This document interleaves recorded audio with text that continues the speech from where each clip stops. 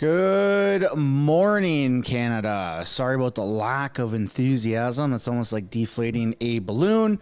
It's just that today is obviously a pretty shitty day, right? It's the anniversary of the murder of Corporal Nathan Cirillo, which stained this country pretty bad.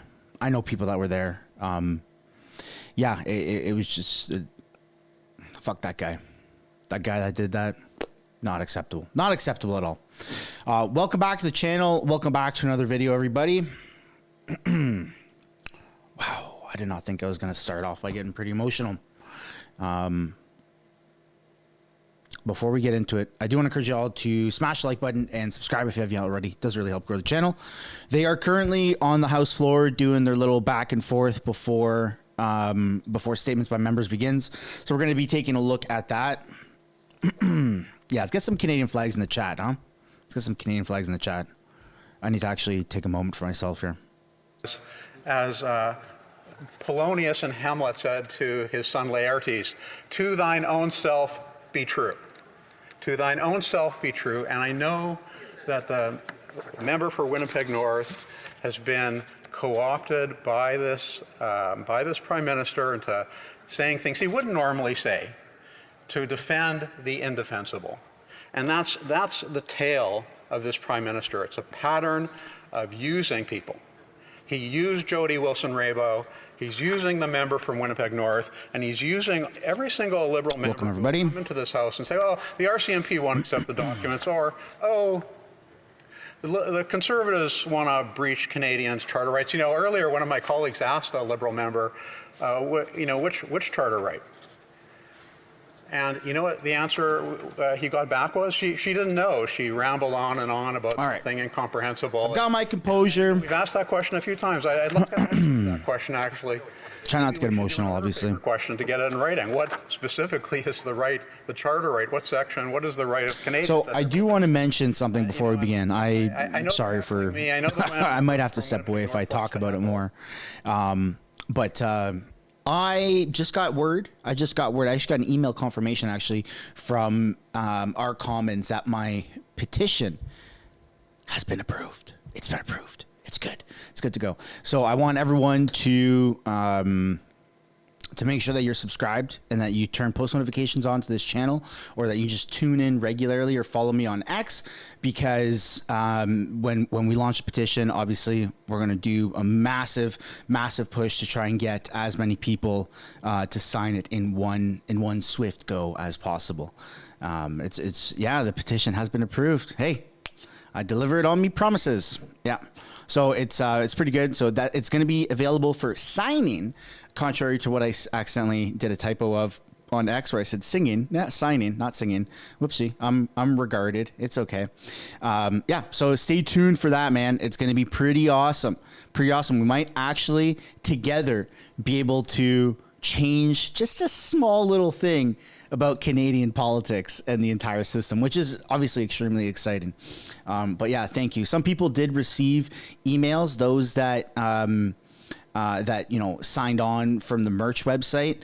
I think when you go to the merch website, there's like a way for you to add your email right when you check out or whatever. And just with how that stuff works, like it was all legally done. So then there was an additional email that was sent out to those that submitted their email but didn't give consent to get email marketing, which I've never done email marketing. I don't know if I ever will do email marketing, but the email that got sent out was, do you consent to getting an email when the petition is ready for signing? And there was like a tremendous response. In terms of the numbers, about marketing campaigns, I've talked to some people that are in the loop about this. Normally you get like a 5 or 10% return for like how many emails get sent out versus the type of response that you get. So some people did get an email, and I've seen some in the comments, hey, Mr. Sunshine, did you send an email? Yep. Yeah, if it came from the email on the website, then yeah, absolutely, that was me. And I think the return or the response from the email about, hey, do you guys want to sign up for the petition? That was like it was like over 50% or something crazy. So obviously a lot of people are waiting for this. Folks, I've been working hard. I've been networking. I've been talking politely to people. Are you kidding me? You know how difficult that is? Who was the MP to sponsor? You'll get to see that information when the petition is officially, when the petition is officially live. When the petition actually, like when I show you the number, right, the petition E-dash blah, blah, blah, you'll get to see all of that stuff. And then I'll explain the process, and we'll do some videos specifically about it. But yeah, when it is ready, all I ask is that you share it with your family and friends, because it's not even, it's not a Mr. Sunshine Baby petition. It's not a House of Canada petition. It's not a conservative petition.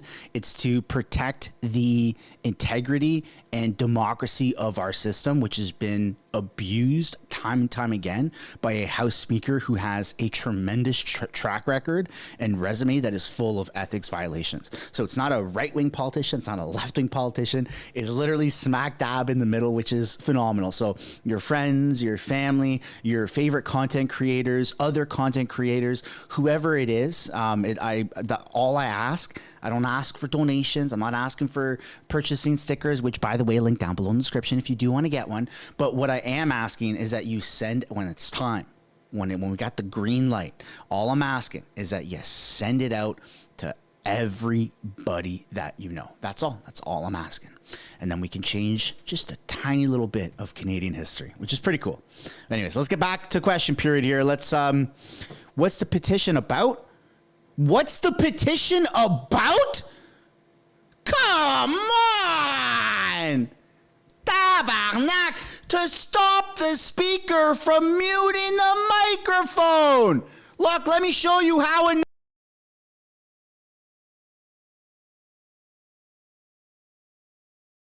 That's because Greg Fergus does that to us. He mutes the microphone.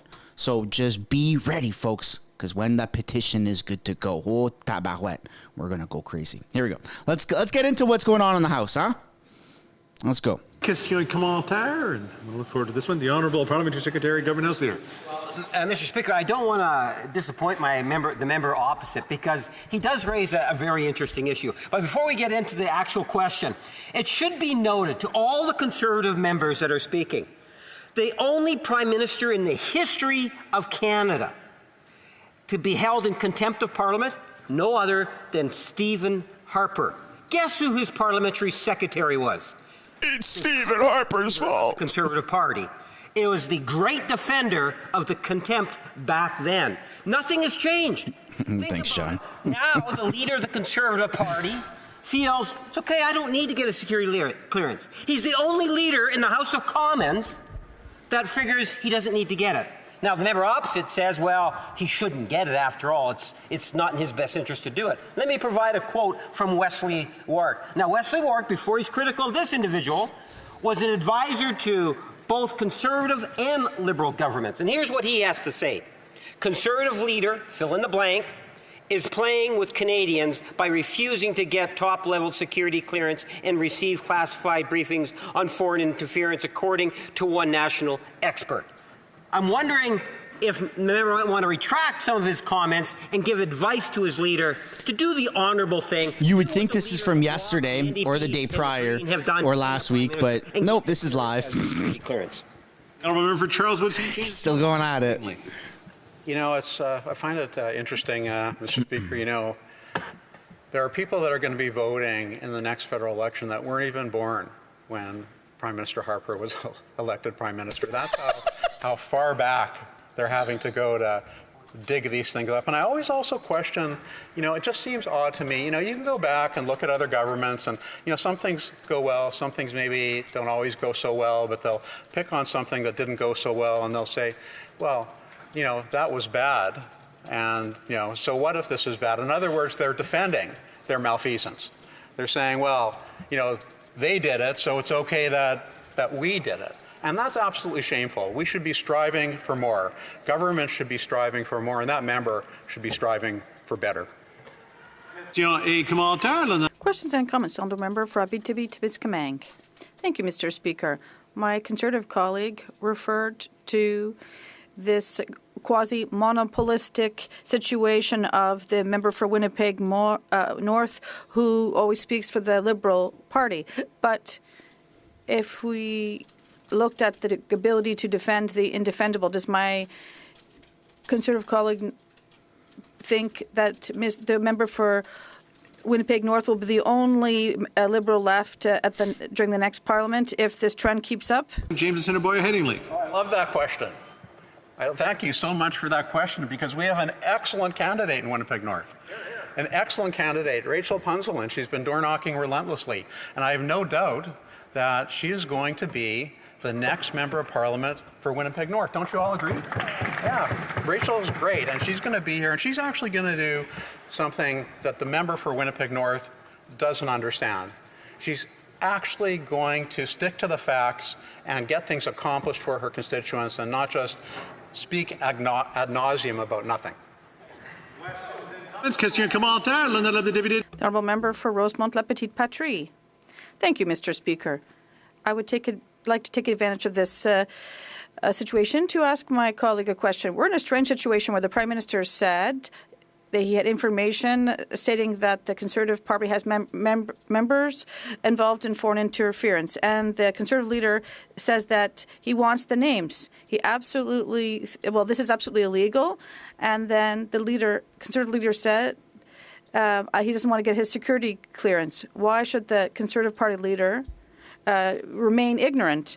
The honourable member for Charleswood St. James.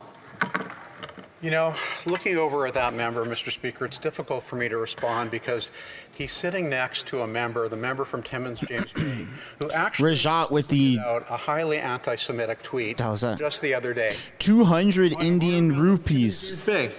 Mr. Speaker, you can't. Thank you, sir. I appreciate that. You can't get away with directly. Rupees. The Conservatives called us dogs. They called us. There we go. I'm diversifying. Mears, I'm here to do. I'm ready for when Russia takes over. It's just get it. And we're no longer on the U.S. dollar. That's just.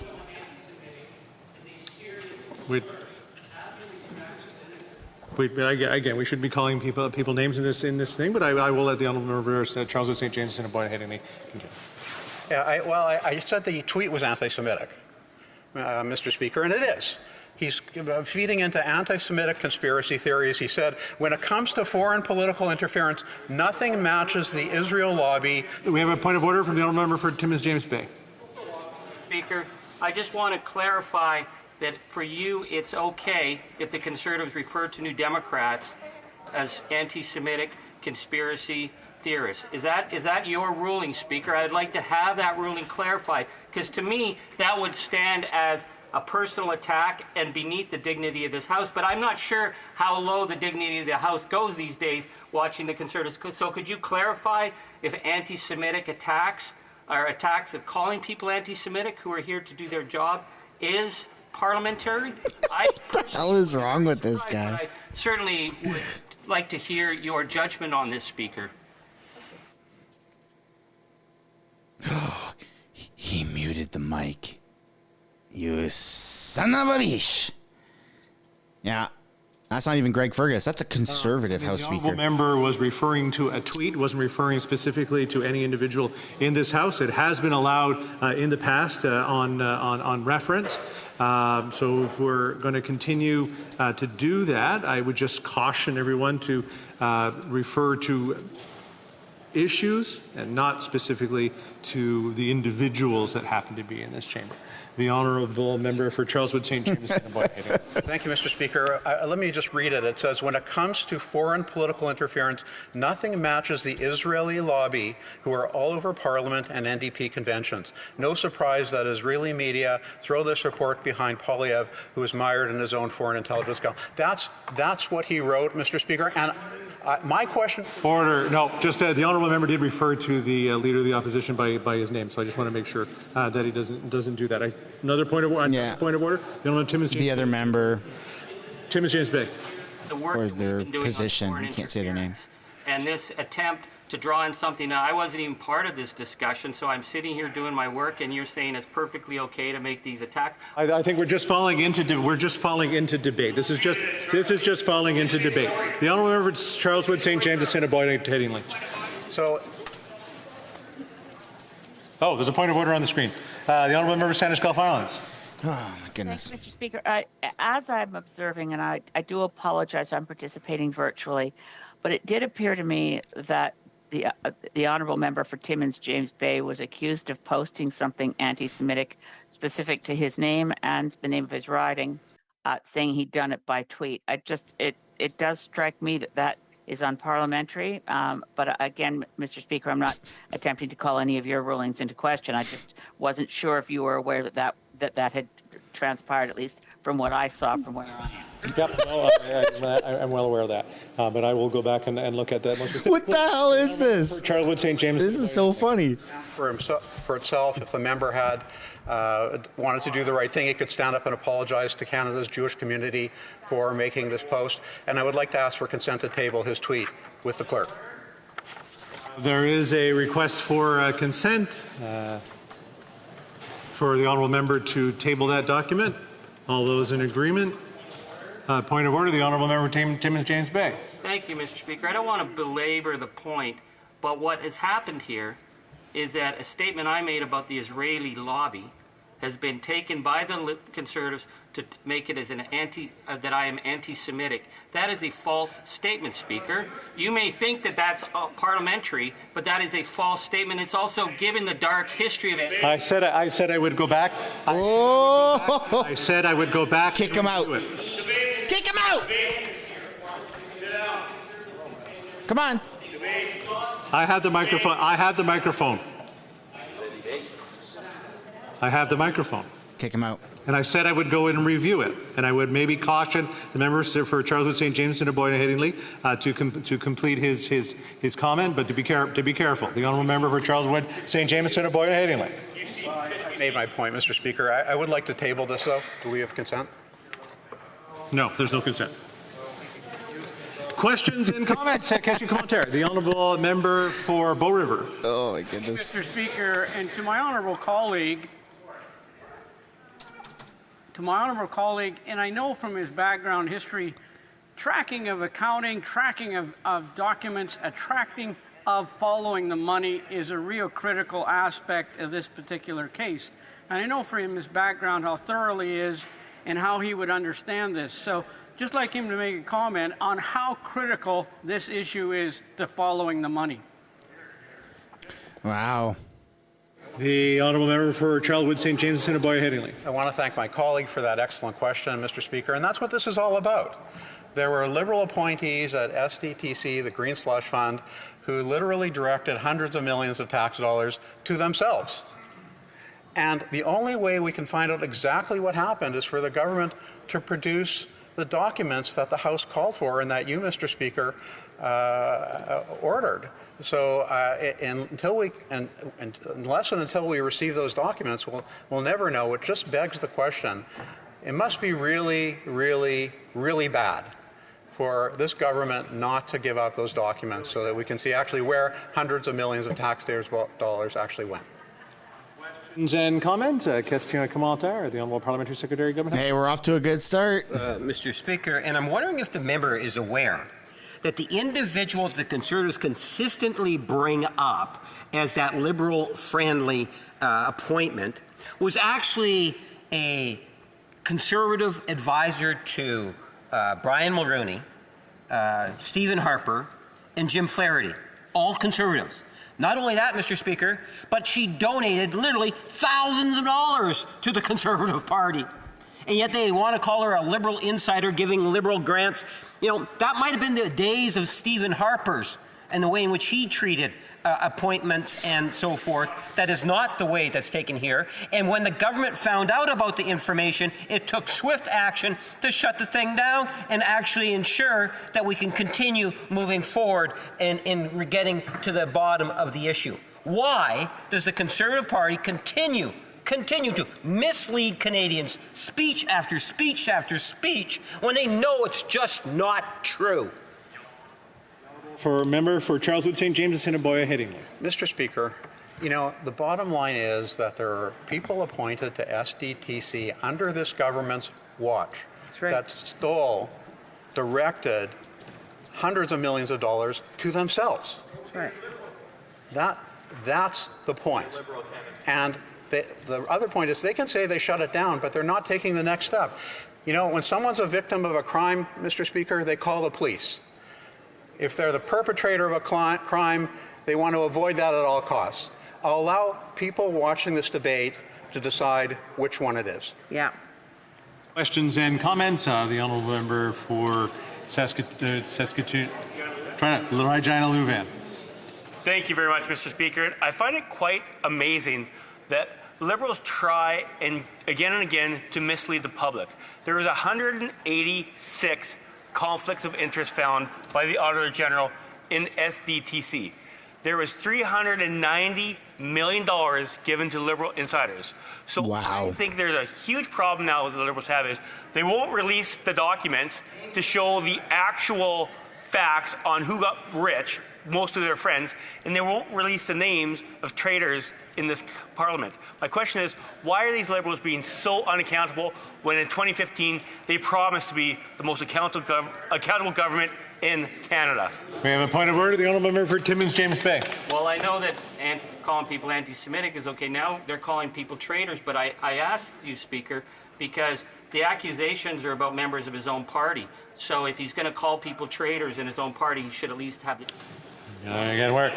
Same point of order. The owner for man, that guy is just nuts. Charlie Angus. I just wonder if the member would like to apologize for his comment over the weekend. Let's go. I'm not playing the game. We're done. We're done discussing it. Question. The owner of Timmins James Bay on another point of order. Well, just in fairness to my colleague, you have ruled that these are a perfectly acceptable conversation, so I don't think I have to apologize for anything for standing up for the rule of law in Canada. They need to explain why they're supporting. We keep falling into debate, and that's pretty funny. Done talking about debate, but the honourable deputy the honourable member for Berthier-Masquinongé. It's so childish. It's funny. Comments. Let's change the tone, Mr. Speaker. I think it was time someone calm and collected took the floor. Now, in the previous speech, the arguments were better expressed than what we've been hearing for some time. She said, when you're a victim of a crime, you want to be able to phone the police, not a parliamentary committee. So I'd like confirmation of that. If something happens, I want to know that I should call the police and not a parliamentary committee. So we agree that the documents should be provided. And the member for Winnipeg North, even though he won't say so, he's starting to look like he agrees.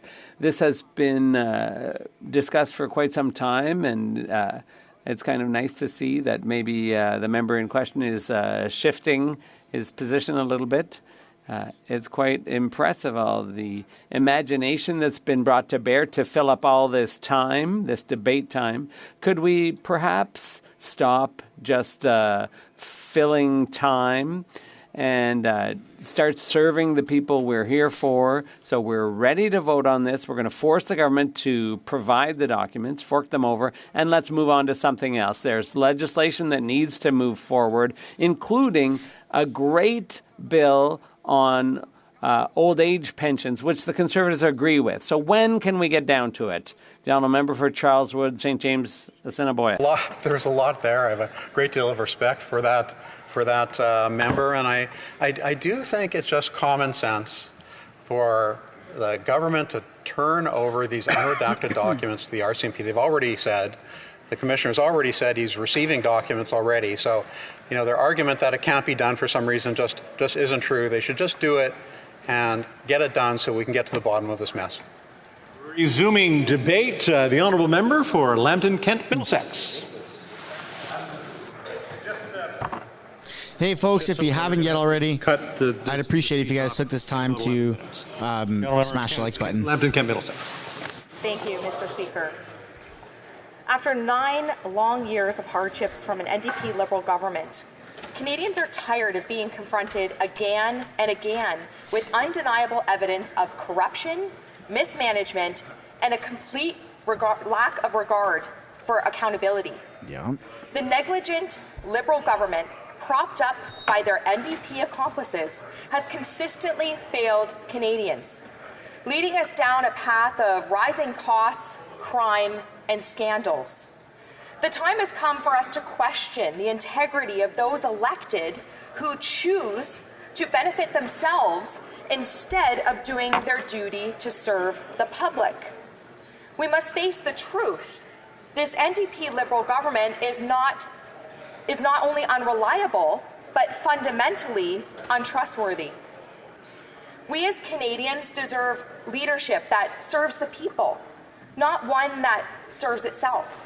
We deserve transparency and accountability, not a government that uses its power to cover up its misdeeds. We deserve a country where the priorities are affordable living, public safety, and honest governance, not one plagued by scandal after scandal. Let's take a moment just to reflect on how damaging these past 9 years have been. One of the most blatant examples of this government's betrayal of public trust is why we are holding this debate here today. The $390 million corruption scandal tied to Liberal appointees in Sustainable Development Technology Canada, or SDTC. The Auditor General's report uncovered 186 conflicts of interest, where Liberals insiders used taxpayer dollars to enrich themselves through various companies. Let that sink in.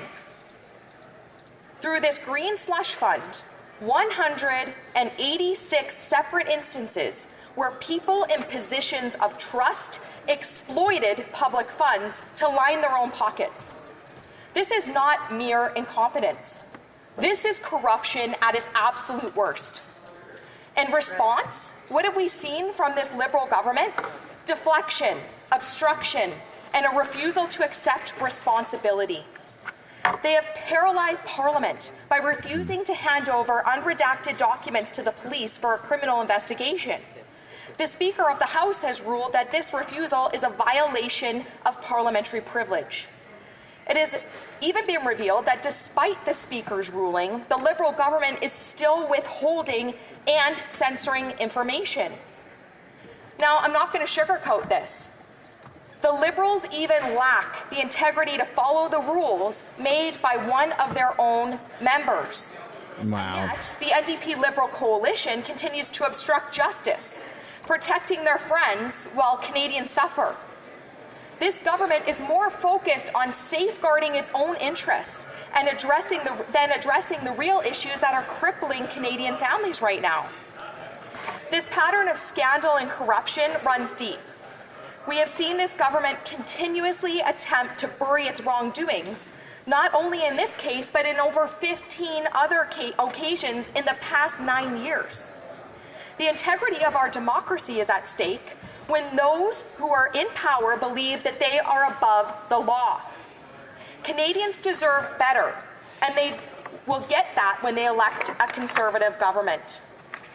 Speaker, this $390 million corruption case is just one scandal in a long line of Liberal misconduct since this Prime Minister took office in 2015. From the SNC-Lavalin affair to the We Charity scandal to invoking the Emergencies Act without cause and freezing citizens' bank accounts. This NDP Liberal government has demonstrated time and time again that they are willing to break the rules to serve their own interests. Let's start with the SNC-Lavalin affair of 2019, one of the most high-profile scandals in recent memory. This case involved allegations of the Prime Minister and his staff when they attempted to pressure the then Attorney General Jody Wilson-Raybould to intervene in a criminal prosecution of the Quebec-based engineering firm SNC-Lavalin, which was accused of bribery in Libya. When Wilson-Raybould refused to comply, she was removed from her position. That scandal sparked outrage, leading to Wilson-Raybould's resignation from the cabinet. The Ethics Commissioner ultimately ruled that the Prime Minister had violated ethics laws by exerting under pressure, showing a blatant disregard for the rule of law in Canada. Speaker, then there's the We Charity scandal in 2020. The Liberal government awarded $912 million in student grant contracts to We Charity, an organization with very close ties to the Prime Minister and his family. It was later revealed that both the Prime Minister and then Finance Minister Bill Morneau had family members who received payments from We Charity for speaking engagements. In the face of conflict of interest, the contract was cancelled and Morneau resigned. While the Prime Minister was cleared of any wrongdoing by the Ethics Commissioner in this case, Morneau was found guilty of breaching ethics rules. Once again, we see a Liberal government mired in scandal and corruption. Wow. Speaker, then we have the Aga Khan vacation scandal of 2017. It just goes on and on and on. The Prime Minister's personal disregard for ethical governance.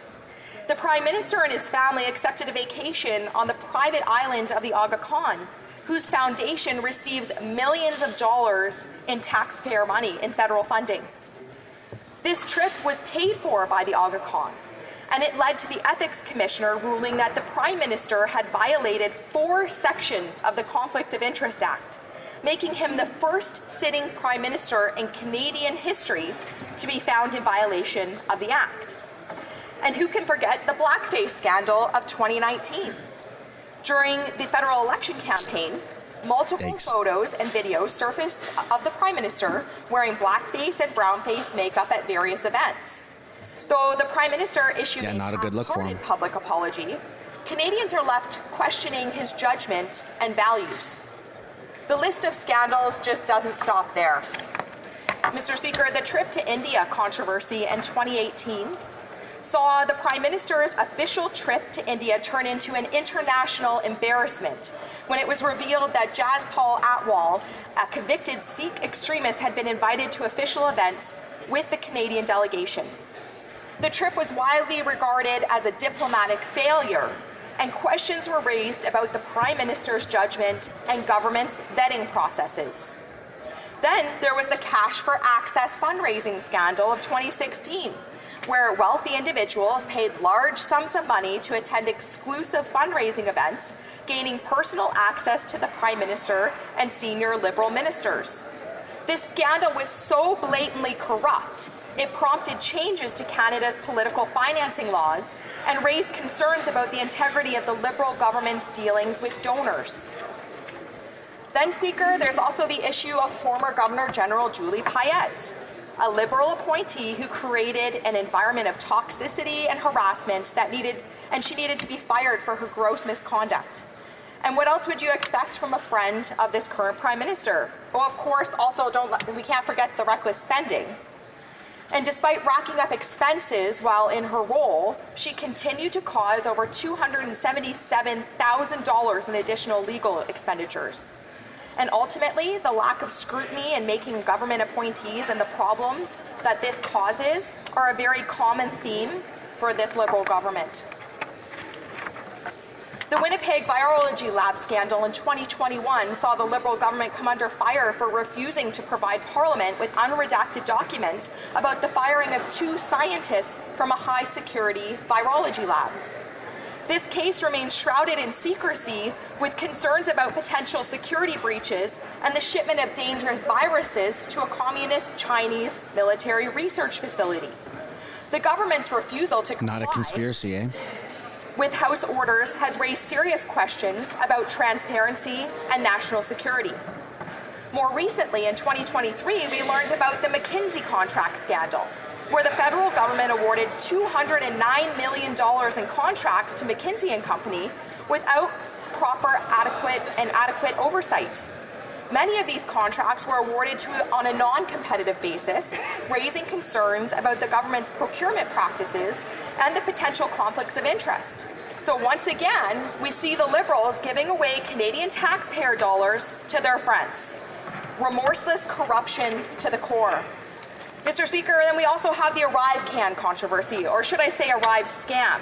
Corruption was evident throughout the entire saga of the NDP Liberal government's $60 million Arrive Scam Act, which could have been developed for a fraction of the price. But it ended up enriching GC Strategies, a shady 2-person IT company who did no actual IT work, but had strong connections to officials in the Liberal upper ranks. Now, the Auditor General has confirmed that they will be conducting a performance audit of all contracts and payments related to GC Strategies and other companies incorporated by the founders. This will impact all departments, agencies, and Crown corporations who had dealings with the group. I hate to interrupt the honourable member. Wow. We've come to the allocated time. Of course it's Greg Fergus that cuts her off. About 9 minutes and 20 seconds left on the clock when she resumes her discussion on this question of privilege. Comme il est 14 heures, c'est le... What? How is that even possible? Are you kidding me, dude? She's going on and on, listing all these great things. It was a phenomenal speech. Fergus comes out of nowhere. That's enough. Cut off. Dude, this is what I'm saying. Like, he's not fit for the job. This is why we're doing a petition to take away his ability to mute the microphone. That's crazy what he just did. And the members who have followed and fought for better working conditions, better benefits, and a better and brighter future for us all. Wow. Mr. Speaker, I extend my warmest congratulations to Business Manager Jack Oliveira and the LiUNA Local 183 Executive Board, staff, and members on this remarkable occasion. And to LiUNA International Vice President and Canadian Director Joseph Mancinelli, thank you for your ongoing leadership. I also join the strong LiUNA family in honoring two giants who helped pave the foundation of LiUNA and the industry, Enrico Mancinelli and Julio Oliveira Sr. That's craziness. Mr. Speaker, my gratitude and best wishes always to the LiUNA members that keep Canada moving forward. Feel the power. The honourable member from Halliburton, Kawartha Lakes, Brock. Speaker, each year 2 students from each of the 7 secondary schools in my riding are selected to participate in a program called the Capital Experience. It was started 19 years ago by my predecessor, Barry DeVolen. During the past 3 days in Ottawa, they have learned about the various career opportunities that await them. I would like to introduce this year's participants: Calvin Smith and Evan Lane from IE Weldon, Sophia Ensign Telford from Fenland Falls, Sadie Evans-Faulkner and Trevin Bain-Gross from Halliburton Highlands, Sarah Wojciesko and Daniel Patterson from St. Thomas Aquinas, Ella Wilson and Becca Lang from LCVI, Bronte Weber and Tyler Pettit from Brock, Allison Carroll and Braden Boughton from Crestwood. I'd like to thank the sponsors, the Lions Clubs, Rotary Clubs, and local legions, as well as the guest speakers for their ongoing support of this program. It's my hope that these students will be inspired as they consider their future. To that end, I'd like to invite my colleagues to welcome these young leaders to Ottawa. Hear, hear. Indeed, welcome. The honourable member from St. John, Rothsay. Mr. Speaker, the winds of change have blown through New Brunswick. Last night, New Brunswickers voted for change. Oh, God. Help make history. Liberal premier. New Brunswick has elected its first female premier. Like insane unaffordability, low wages, food shortages, to a solid high cost of living. Bringing an end to 6 years. And they voted for a liberal Even Premier Higgs lost his seat in the red tide of change. The final tally is 31 seats for the Liberals, 16 seats for the Conservatives, and 2 for the Greens, including Green Party leader David Kuhn. What the heck? For my home province, and under the leadership of Premier Designate Holt, I am confident New Brunswickers have put their faith behind someone who will listen, lead with authenticity, and who will take their best interest at the center of every decision they make. Congratulations and go Team Holt! The honourable member for Laurentide. Hey folks, reminder, if you haven't liked the stream, I'd like to turn the spotlight. It's a free way to fight climate change for all I care. Manager of SADC de Laurentide. Let's try and get over 1,000 likes, eh? Years. She's leaving now for a well-deserved retirement. And I'd like to highlight the remarkable contribution that she's made to the development of many large-scale economic projects in the Laurentians. Projects that have had major direct benefits for the region. She set up Synergie Économique Laurentide, which is dedicated to the circular economy and which is now a leader in that sector. Sylvie Bolduc has made major contributions, has made a big difference in the Laurentian economic landscape, and she brought a feminine face to regional economic development.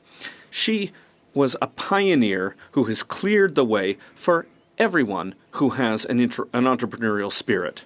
On behalf of all those who've worked with her, economic and community partners, Sylvie, I thank you very much for your leadership which has brought people together, and I wish you a long and happy retirement. The honourable member from Yukon. Mr. Speaker, our government will always protect universal, publicly funded health care, as well as sexual and reproductive rights. These two principles underlie the Pharmacare Act, which received royal assent on October 10th. This landmark legislation will establish a framework for a national, publicly funded system for universal drug coverage, and very soon will ensure every Canadian from coast to coast to coast has access to essential diabetes medications and contraception. Pharmacare means that 9 million women and gender-diverse Canadians will no longer need to bear the financial burden of accessing contraception. Additionally, more than 3.5 million Canadians living with diabetes will gain access to the medications and supplies to manage their disease. We know that cost is one of the biggest barriers for Canadians to get access to the medication that they need. As parliamentarians, our role is to protect and better the lives of the Canadians that we serve. The passing of this legislation will be a lasting benefit to Canadians. Thank you. The honourable member from Kamloops, Thompson Caribou. Mr. Speaker, after 9 years of the NDP Liberals, taxes are up, costs are up, crime is up, and time is up. Mr. Speaker, are you interested in a heat pump? Because these Liberals know a guy. He goes by the name of Carbon Tax Carney, Conflict of Interest Carney, Heat Pump Hustle Carney, Heat Pump Hustle. The Liberal, future leader of the Liberal Party Carney. He has as many nicknames as he does conflicts of interest. For instance, he's been caught lobbying the governments to scale back rules on heat pump qualifications, helping his firm earn a few quick bucks. With sleight of hand, he not only pitches the idea, but he installs the product too. He's been caught trying to enrich himself with Canadian tax dollars. Brookfield is the name, $10 billion is the gain. It's clear that Carbon Tax Carney has too many conflicts of interest to be advising the Prime Minister. The Prime Minister needs to fire him now or bring him under the umbrella of ethics rules. That's right. Hey, hey. Great job, great statement. The honourable member from Calgary Skyview. Mr. Speaker, the passage of our pharmacare legislation is a huge step forward for universal health care in Canada. Millions of with the two. New Brunswick's a tiny victory, nothing more. Diabetes will be able to still follow unfortunate. Their treatment plans without having to make tough financial decisions. I am so proud that we will be able to help over 3.5 million Canadians living with diabetes, so that they can focus on their health and wellness instead of the amount of money it will cost to maintain their treatment plan. Caring for our neighbours is what Canadians do. Every Conservative member in this House voted against pharmacare because they don't want to work on solutions that will put the health of Canadians first. On this side of the House, we will always stand up for Canadians and their right to universal health care. Thank you, Mr. Speaker. The honourable member from Aurora Oak Ridges, Richmond Hill. Mr. Speaker, women and gender-diverse Canadians deserve to know their government has their back. With the recent passage of the Pharmacare Act on October 10th, we will soon see 9 million women and gender-diverse Canadians have access to free contraceptives if they need it. This will change millions of lives for generations to come, and we will look back at this critical moment for women and gender-diverse people across Canada and be proud that our government stepped up to make the Pharmacare Act a reality. Family values means valuing and supporting families. Free Don't say family values is the latest policy while talking about this stuff. That's crazy. Benefit and many others in supporting families. Our Liberal government doesn't just talk about family values, we invest in them through progressive policies such as free contraceptives. Thank you, Mr. Speaker. Gender diverse people and we support family values in the same sentence. From Battle River, Crowfoot. Here, here. After 9 years of the NDP Liberals, taxes are up, costs are up, crime is up, and it turns out CBC bonuses are also up. Yesterday in Heritage Committee, Catherine Tate, the Liberals' handpicked CEO of CBC, refused to rule out accepting a fat taxpayer-funded bonus and severance as her term comes to an end. With its viewership down, ad revenue falling, and less trust all the time, CBC responds by giving $18 million in bonuses, including an average of $73,000 for each of the broadcaster's 43 executives, and millions more for its hundreds of managers. Then they pay for a $1,000 a night hotel room in Paris so that Ms. Tate can attend luxury balls at the Louvre. all while they ask for more money, fire hundreds of employees, cut services, and get woke. Even the Liberals admit CBC is making its own case for it to be defunded, something that Ms. Tate says is gaining momentum. Mr. Speaker, the solution is simple. Reject the bonuses, fire the Prime Minister, and defund the CBC. That's common sense. Can I get a CBC bonus? Just a quick mill. No one will know it's gone. For Longueuil Charlemagne. Mr. Speaker, on October 10th, they're just handing out money apparently. Received royal assent.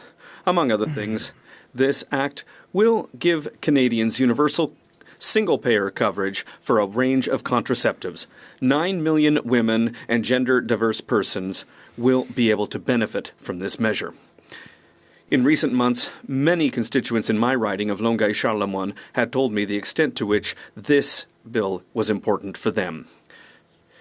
Canadians want to be able to choose if, when, and how they start a family, and our government has listened to them.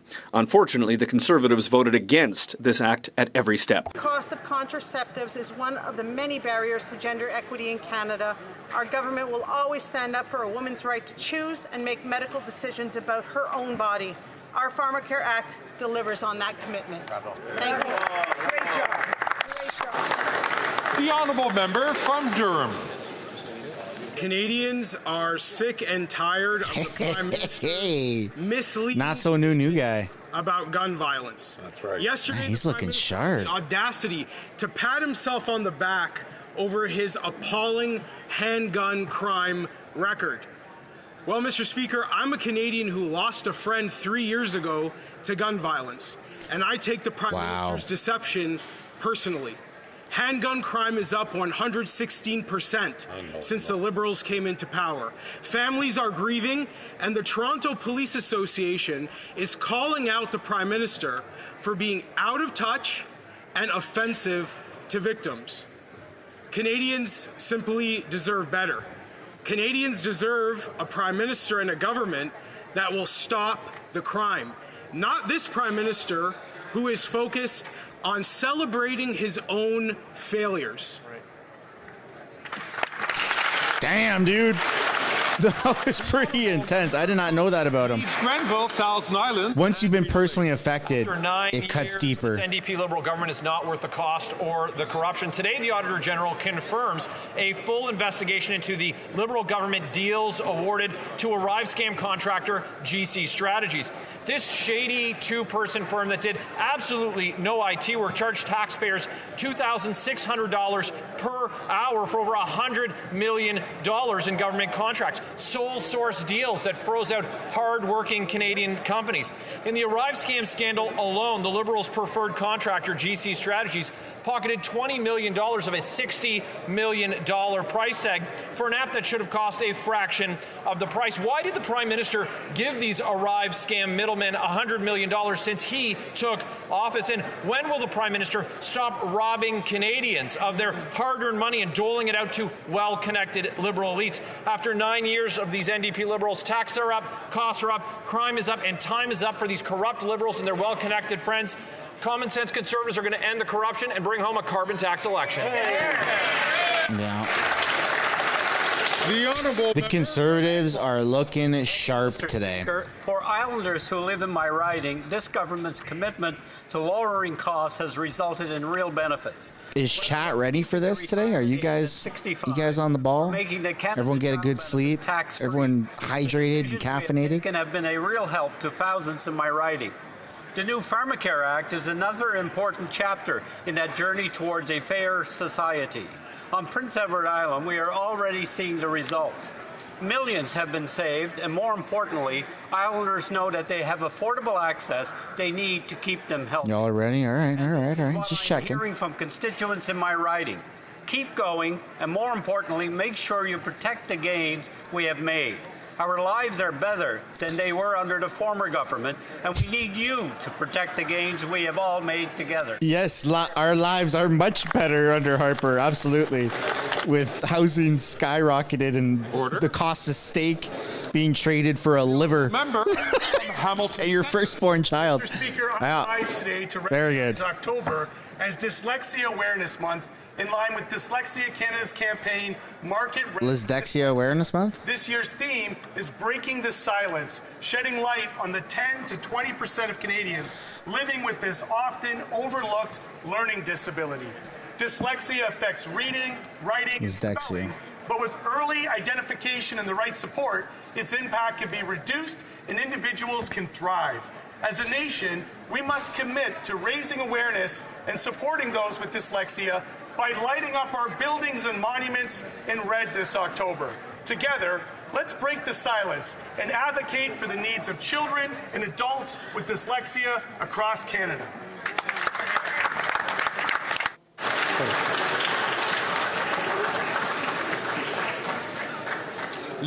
The Honourable Member for Montcalm.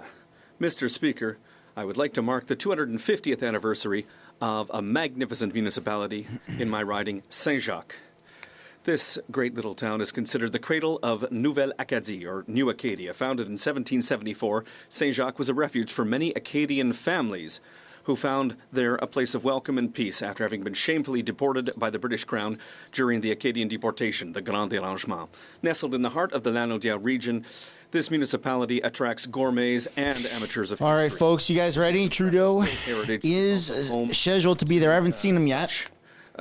Gems as the Parc des Cultures. It's going to be good. An Acadian commemorative monument. Lots of tensions, especially with the dedeadline for the block coming up. October 29th, if we don't get OAS, we're going to call an election. Former Premier of Quebec, Bernard Arnault. Because yes, Mr. Question period starts I have to let you in a little secret. The greatest asset of Saint-Jacques is the people who live there. People from Saint-Jacques, happy 250th.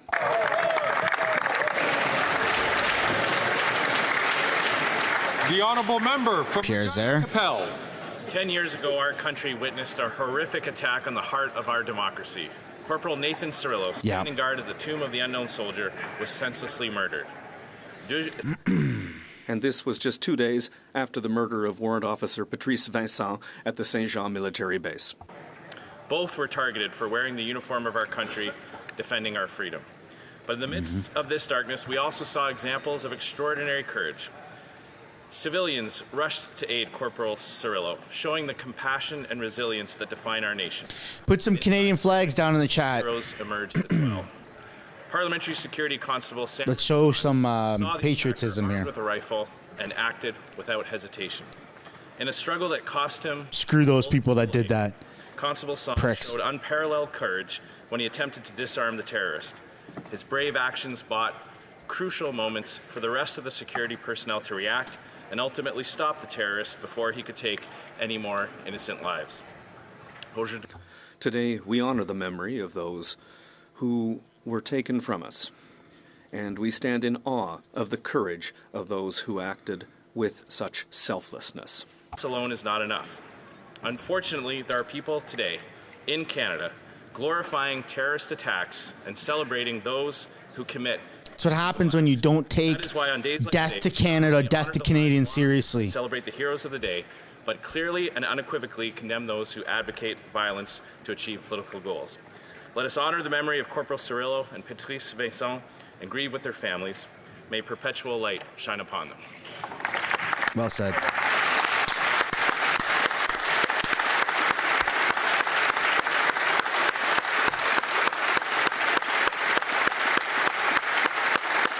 Trudeau's there, bottom left. The Honourable Member from Waterloo. Mr. Speaker, I rise to mark the loss of Corporal Nathan Cirillo, who was gunned down 10 years ago today, while standing guard on sentry duty at the Canadian National War Memorial.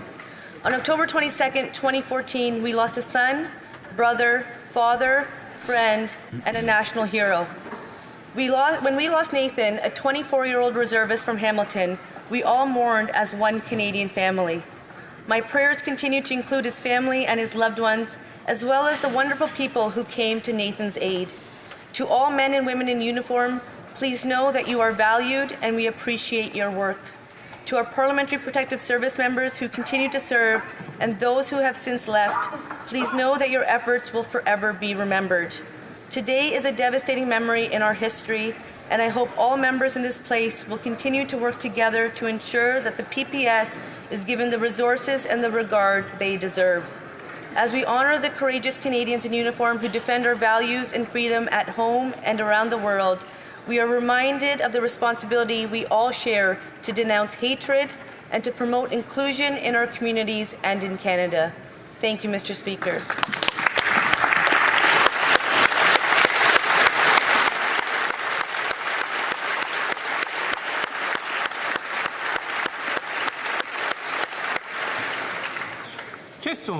Oral questions. Questions orales. Honourable Leader of the Opposition, soon to be next Prime Minister Canada, Pierre poilievre.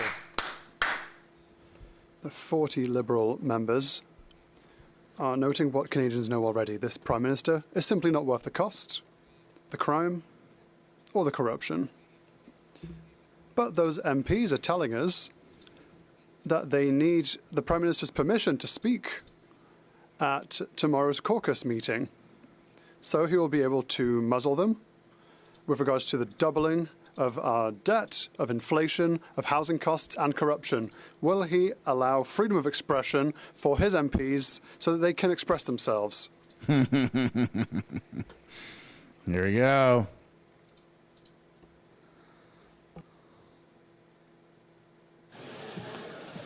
So, the chair could not detect that this question has to do with the administration of government.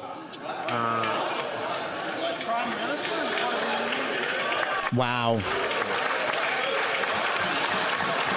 Okay. The Right Honourable Prime Minister. I think, Mr. Speaker, we see very clearly once again that the Leader of the Opposition should concern himself with his priorities.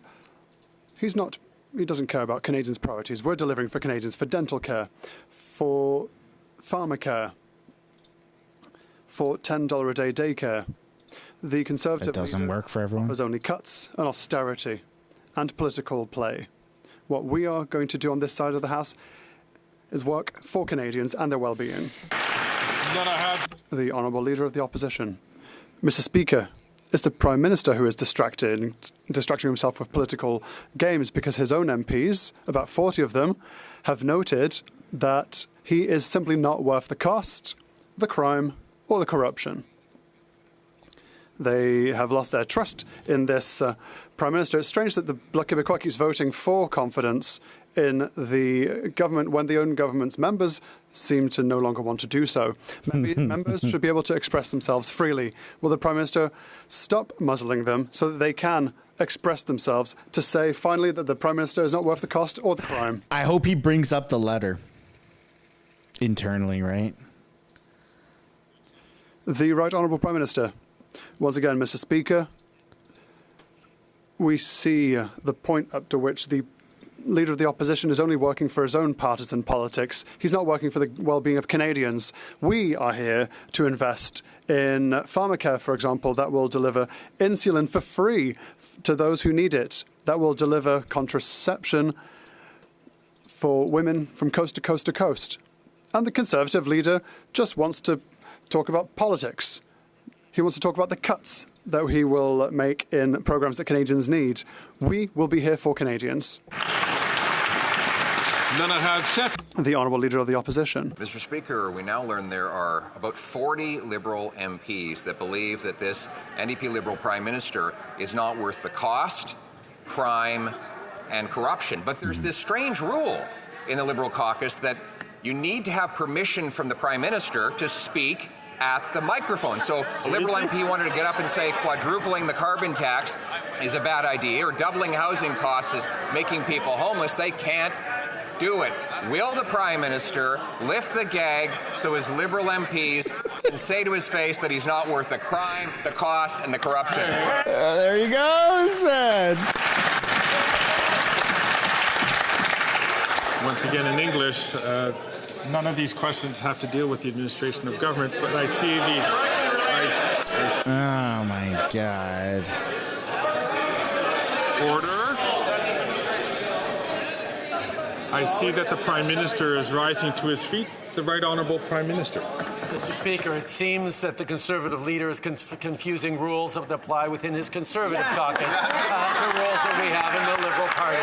But the reality is, Mr. Speaker, we see at which point the Conservative leader is simply focused on playing politics and gaining power. That's why he wants to talk about things that are not having to do with delivering for Canadians. He doesn't want to talk about the fact that close to 1 million Canadians will be receiving dental care because of our Canadian dental program that he says doesn't even exist and that he's voted against every step of the way.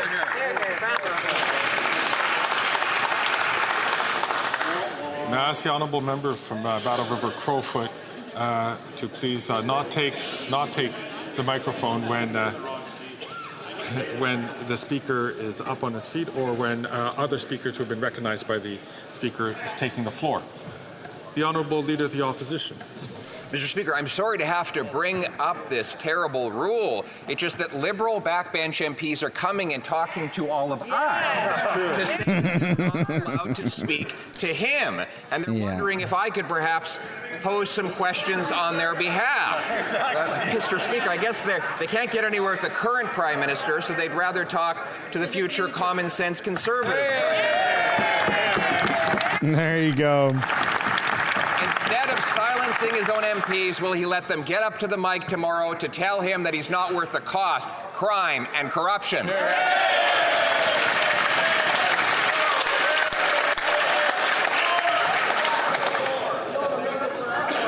The honourable leader of the opposition.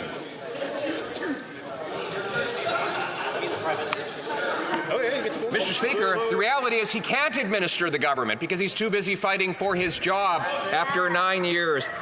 Even if his MPs know it. He broke immigration, he doubled the debt, doubled housing costs, doubled crime, doubled the cost of living in a home. He wants to quadruple the carbon tax that's already forced 2 million people to a food bank, 1 in 4 kids to hunger, 25% of Canadians to poverty. Canadian food prices up 36% faster than in the States. StatsCan says we have the biggest gap between rich and poor in our recorded history. His MPs know that he's broke the country. Will he call a carbon tax election so we can fix it? There you go. Put some W's in the chat, huh? Put some W's down for our boy Pierre. The Right Honourable Prime Minister. Mr. Speaker, the Leader of the Opposition, like all of us in this House, know that Canadians are facing challenging times. His solution, however, is to offer them cuts, is to offer them no programs that they can rely on. More money in our pockets. Like dental care and pharmacare and investments in a green economy that is going to create jobs and careers long into the future.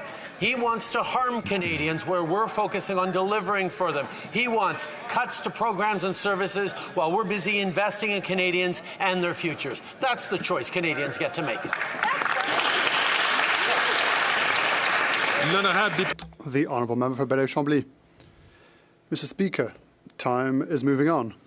4 million retirees in Canada, 1 million retirees in Quebec are waiting for an improvement of their purchasing power in a real way and not through slogans. Thousands of supply-managed farmers and producers are waiting for their system to be protected. Will the Prime Minister seize the opportunity to do something useful and improve the lives of 4 million retirees, 1 million retirees in Quebec, and tens of thousands of farmers and producers? The Right Honourable Prime Minister. Like my honourable colleague knows full well, we will always defend supply management. We will always protect our farmers and producers from coast to coast to coast. With regards to seniors, he says that he wants to act. Well, we've acted. When we reduced retirement from 67, as the Conservatives wanted, to 65, unfortunately, the Bloc voted against. We also acted when we delivered an increase in 10% in the Guaranteed Income Supplement. The Bloc voted against. There's a dental care programme that delivered for close to 1 million Canadians. They voted against. The Honourable Member for Belleuil-Chambly. The Prime Minister is manipulating the facts, but acting is something he'll have to do in a few days. In a paralysed parliament like this one, with a paralysed government like this one, we have made a proposal that will help people. A proposal that could stabilise Parliament for another few weeks. He'd need it. Will he allow his party to be eaten from within and without, or will he change things for the better for millions of people? Wow. The Right Honourable... Call the election. I've said many times, Mr. Speaker, I completely agree with the desire to be here for seniors who need our help, and that is the reason for which our government has enacted a number of measures in the past years to invest in seniors, to be here for our seniors. And we are open to working with people in this House in order to deliver even more for seniors. The Honourable Member for Rosemont-la-Petite-Patrie. Mr. Speaker, poverty and insecurity are affecting more and more people. According to one study, every month 40% of Quebecers are a mere $200 away from bankruptcy. $200, Mr. Speaker. The situation is so serious that the expression tightening our belts is becoming too real. 20% of people are eating less just to save a bit of money. It makes no sense. It's a result of the Liberals' weakness in forcing CEOs of big grocery stores to do the right thing. When will the Liberals stand up, grow a spine, and force these companies to control the prices of essential foods? Isn't that a dictatorship, man? Mr. Speaker, the NDP knows full well that we have enacted measures to improve competitivity between groceries.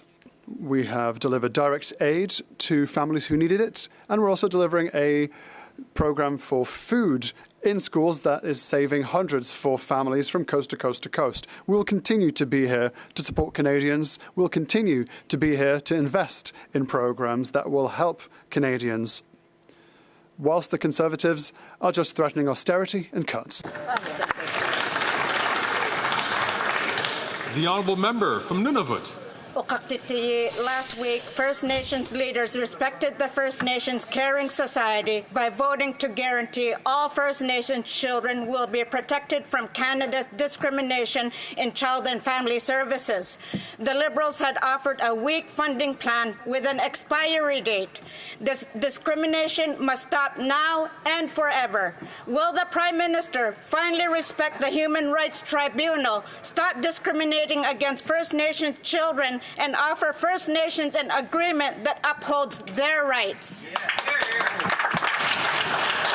The Right Honourable Prime Minister. Mr. Speaker, reconciliation means walking. Why don't you get Indigenous communities across Canada clean drinking water? Continue to be there to invest in supports for Indigenous peoples. It means we will continue to work with them in the ways that make sense. I will highlight that the Chiefs of Ontario and the Anishinaabe Aski Nation are continuing to look for ways to move forward with the government to support kids who've been affected in care. We will continue to be there to work in partnership with Indigenous leadership and communities to deliver the supports so deeply needed by so many young people. That's great.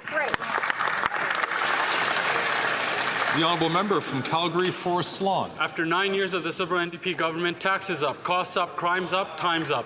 The parliamentary budgeting officer confirmed what Canadians already know. This incompetent finance minister can't do math. She's going to blow through her own deficit this year by $7 billion.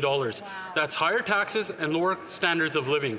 Wow. 1 in 4 Canadians are already skipping meals, and this Liberal-made misery is only going to get worse. Why not call a carbon tax election now so Conservatives can fix the budget? The Honourable Deputy Prime Minister and Minister of Finance.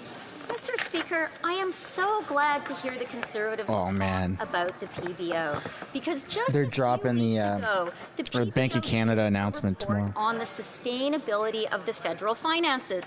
And I'm going to quote what the PBO said, quote, "Current fiscal policy at the federal level is sustainable over the long term. In fact, according to the PBO, the federal government could even, quote, permanently increase spending by 1.5% of GDP. The only fiscal threat to Canada is Conservatives, who would cut health care, child care, national school fees."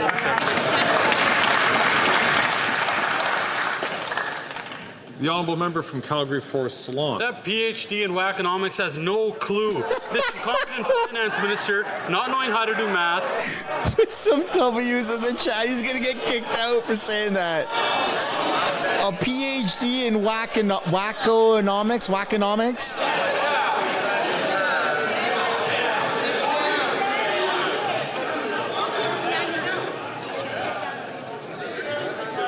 Shoot, man, that's funny.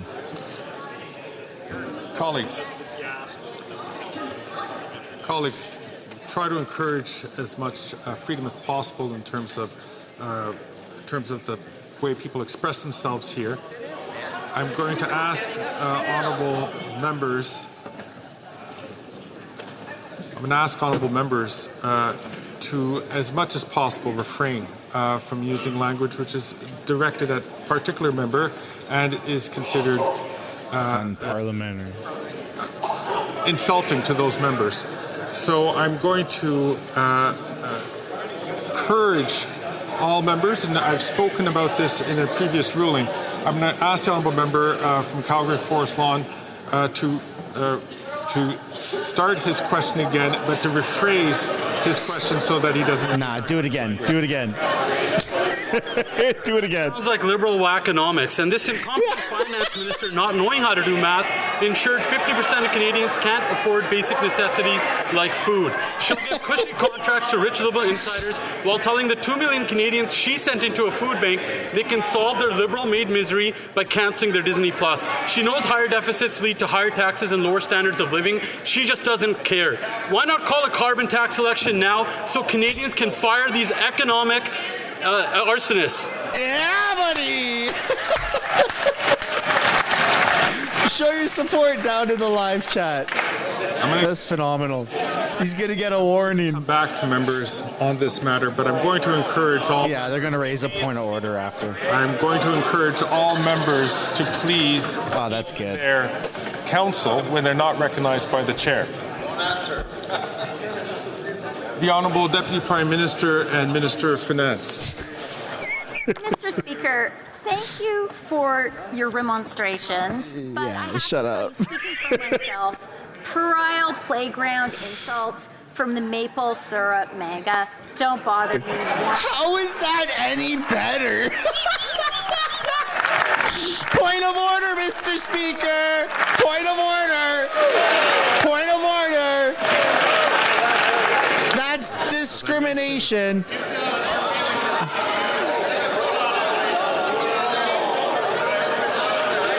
Now this is where the fun begins. I say to you, well, my daughter says to me when I tell her to clean up her toys. That's my answer to this. This is precisely the reason why we should be very mindful of our language, because things will be said on all sides which is going to be disturbing to the order of the House. I'm going to come back to this matter, and I'm going to ask the Deputy Prime Minister to start her question again without using those words. The Honourable Deputy Prime Minister. As I said, Mr. Speaker, I can handle it. But what makes me really mad, what I can't handle, is seeing crocodile tears from these Conservatives. The only time they notice vulnerable Canadians is for a partisan photo op. And photo op? No, they don't care because they are opposed to a national school food program that is feeding 400,000. Didn't she just solve Indigenous poverty by feeding one school of kids Bannock yesterday? Canadians, they just care about themselves. I fed kids Bannock. Problem solved. The Honourable Member from Battleford's Lloydminster. Mr. Speaker, after 9 years of this NDP Liberal government, taxes are up, costs up, crimes up, and you know what? Time is up. This costly NDP Liberal coalition has doubled the cost of housing, and the majority of Canadians are unable to keep up with their grocery needs. Canadians have had enough. But the NDP Liberal coalition only wants to drive up costs by quadrupling their carbon tax. Will the Prime Minister finally call a carbon tax election so Conservatives can offer Canadians some relief? There you go. The Honourable Minister of Housing, Infrastructure and Communities. Mr. Speaker, under the Conservative leader, slogans are up, rhymes are up, and parroting talking points so you get a shiny gold star and caucus seems to be up. I cannot imagine diminishing myself when I have the opportunity to makes fun of conservatives and does the exact same thing. we can put forward on the floor of the House of Commons. If they care about helping people, why don't they actually support the policies that help build homes for people who can't afford them? Why don't they actually help advance policies that let families put food on the table, whether that is childcare, a middle-class tax cut, or the Canada Child Benefit? Every time we put measures forward to help Canadians, they vote against it and stand up with this nonsense. Where's the million people that you lost? Give me a break. The honourable member from Battleford's Lloydminster. Well, Mr. Speaker, I can tell you the Canadians that are lined up at food banks aren't buying their pathetic rhetoric. The parliamentary budget officer has already confirmed once again that the carbon tax is costing Canadians more than they receive in rebates. And for families in Saskatchewan, the quadrupled carbon tax is $2,000. Will the Prime Minister finally give Canadians the carbon tax election that they so desperately need? Look at that. Yeah, throw some W's. You know what? Let's keep the momentum. Minister for Natural Resources and Energy. Thank you, Mr. Speaker. Let me provide a few facts to the honourable member. Fact, the PBO confirmed that the vast majority of Canadians get more money back than they pay. Fact, over 300 economists say carbon pricing is the best way to reduce emissions that is best for the economy. Fact, Alberta Premier Danielle Smith said her family gets more money back with the carbon rebate. Fact, Saskatchewan Premier Scott Moe said he looked at all alternatives to the carbon price and they were all too expensive. We are reducing emissions while we are addressing affordability. On that side of the House, they have no plan to address climate change. They are actively denying the reality of climate change. They have no plan for the economy. Shame on you. Wow. I'm surprised he was able to get through that without having a stroke.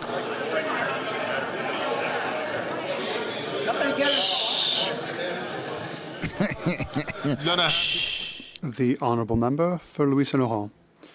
Let's speak about facts. Mr. Speaker, young Quebecers listening to us are seeing a future dream of theirs disappear. That dream is of becoming a homeowner. In just 5 years, house prices in Quebec have increased by 74%. That's more than $1,000 more a month for a mortgage. The crisis was fueled, Mr. Speaker, by the Liberal government's compulsive deficits, with the enthusiastic support of the Bloc Québécois. Can the Prime Minister stand, look Canadians in the eye and say why he's made their life worse? The Honourable Minister for Tourism. Thank you, Mr. Speaker. I would like to remind my honourable colleague that it's this government that created the first national housing strategy that built thousands of housing units throughout the country. Not only that, Mr. Speaker, we've also created a tax-free savings account. Do you know how many young people have signed up? My brother, for example, who's 33, 700,000 young Canadians throughout the country who will see... So you set something up in Canada for your family to personally benefit? The honourable member for Louis Saint Laurent. Mr. Speaker, it's not the Conservatives that are saying this. The Real Estate Brokers Association have noted this. $400,000 average price in Quebec City, $460,000 in Gatineau on average, $590,000 on average in Montreal. Mr. Speaker, beyond the numbers, we see broken dreams and ambitions for young Quebecers under the leadership of this government. I invite the member for Papineau, Prime Minister, to rise today and explain to young Canadians and Quebecers why he's made things worse for them and why they can't even buy a house because of his leadership. The Honourable Minister for Public Works and Procurement. Thank you, Mr. Speaker. My colleague for Louis Saint Laurent, who I like very much, talks about ambitions and numbers. He should talk about the ambitions and the numbers of his Conservative leader. When he was Minister for Housing, during his entire mandate, throughout the country, built not one, not two, but hold on to your hats, 6 entire housing units, Mr. Speaker. He should talk about his Conservative leader when it comes to ambition, so that he could visit 160,000 units that we have built in his riding alone.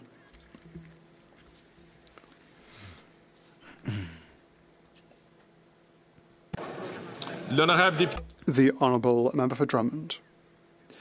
Yesterday, Quebec's new lieutenant told us that the secular nature of the Quebec state is a matter for Quebec, not Ottawa. Well, he's absolutely right. Ottawa has absolutely no business meddling in secularism. It's none of Ottawa's business to meddle in Quebec's ability to live together. Thank you to the Minister for this reminder. So we understand that Ottawa has absolutely no intention of going to court to challenge a Quebec law that does not fall under the jurisdiction of the federal government, right? That's what we should understand. Isn't that what the Minister said yesterday? The Honourable Minister for Public Works and Procurement. Thank you, Mr. Speaker. And my colleague is right. It's provincial. It's education. If my colleague wants to inform and consult with the Quebec government, he shouldn't do so here. He should do that at the National Assembly of Quebec. That's the recommendation that I made to him yesterday. The Honourable Member for Drummond.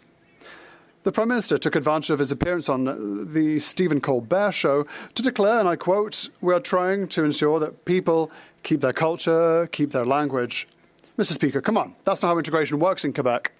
In Quebec, we agree on a common core: equality, religious neutrality, and French as the common language. Learning French and adhering to common values are part of integrating into Quebec. Does the federal government we know you all prefer French. Is simply incompatible with Quebec's model of integration? The Honourable Minister for Public Works and Procurement. Thank you, Mr. Speaker. Once again, my colleague's right. Learning French, integrating into Quebec is being a Quebecer, growing and living in Quebec. That is the privilege of millions of Quebecers, including new immigrants. That's how things work in Quebec. He's right, and we're proud of it. The Honourable Member for Drummond. Ottawa wants to challenge Bill 21 in the courts and weaken secularism in Quebec. Ottawa maintains the religious exception in the Criminal Code. Ottawa refuses to allow the Multiculturalism Act to apply to Quebec. And the Prime Minister is telling Americans that everyone who comes to Canada can keep their language and that there is no common language, etc. There's no problem. In short, the federal government is undermining integration, harming secularism, and is hurting the French language. Does this government understand that? Yeah, man, French is being pushed aside by is try not to hurt Quebec's ability to live together. Punjab or something like that. I think they replaced the Canadian national anthem with Punjab in like Winnipeg at sporting events. My colleague, who I like very much, is just looking to squabble. Countless Quebecers, new Quebecers, arrive in Quebec because Quebec is part of Canada. When we're Quebecer, we are Canadian. And many new arrivals in my riding say that they are proud to be Quebecers and proud to be Canadians. The Honourable Member from Fort McMurray, Cold Lake. After 9 years of NDP Liberals, taxes are up, costs up, crimes up, and time is up. The Prime Minister's own parliamentary budget officer confirmed yet again that the carbon tax costs more to Canadians than they get back in rebates. When the NDP Liberals quadruple the carbon tax, families in Alberta will pay nearly $2,000 more in carbon taxes. Will the NDP Liberals finally admit their tax is simply a scheme and call a carbon tax election? The Honourable Minister. Mr. Speaker, at the risk of correcting my honourable colleague from the other side, let me state very clearly, the PBO has indicated that 8 out of 10 Albertans get more money back from the Canada carbon rebate than they pay in carbon tax. And Mr. Speaker, it's just so not correct. Take the word of Premier Danielle Smith, who said that not only did she get more money back because she lives in rural Alberta, she even got the 20% top up. Sorry, my colleague, that's the fact. Holy smokes. I ask the Honourable Member from Miramichi Grand Lake not to take the floor unless he's recognised. The Honourable Member from Battleford's Lloydminster. Excuse me, from Fort McMurray, Cold Lake. Thank you, Mr. Speaker. Canadians lined up at food banks really aren't buying that rhetoric. I'm sorry. Food bank usage is also up. Cold Lake Food Bank is the busiest it's ever been, with a 28% increase in usage over 2023, which itself saw an increase of 16% over 2022. The carbon tax is driving up the cost of groceries, gas, and heating, making things more difficult for families and food banks that are pushed to their limit. So the question's simple. Will the Prime Minister admit his carbon tax isn't working and call a carbon tax election? Wonder what the other Randy thinks. I wonder what the other Randy thinks. You guys hear that? Speaker, the numbers are in and the checks have already arrived. And in Alberta, a family of 4 gets $2,500 per year, which is more than they spend on the price on pollution, which is something the other side doesn't understand because, Mr. Speaker, they don't care if the planet burns. And, Mr. Speaker, let's go one step further. Why did that side vote against the Canada Child Benefit that gives $7,800 per kid in Alberta? Why did they vote against childcare? Why do they vote against supports for workers? They care about themselves, not about Canadians. We're on the side of Canadians each and every day.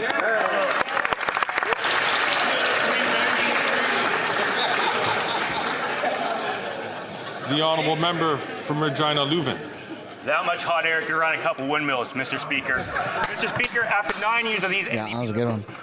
taxes are up, costs up, crime is up, and time is up. The parliamentary budget officer once again confirmed that Canadians pay much more and cost more than they get back in rebates.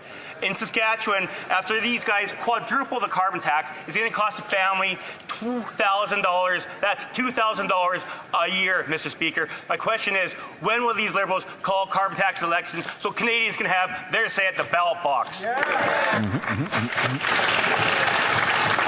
The Honourable Minister of Justice and Attorney General. Mr. Speaker, it's really difficult to take any of this rhetoric seriously. When I was first elected 9 years ago, that party used to send checks to millionaires to help them with the cost of raising their families. That presented 2 questions. Millionaires would ask me in my riding, why am I getting this money? And people of lower income would ask me in my riding, why is it getting taxed back? What we did is we created a Canada Child Benefit that is tax-free and means tested. What we've also done is establish a national school food program. If you're really serious about addressing child poverty and family poverty, why don't you get on board?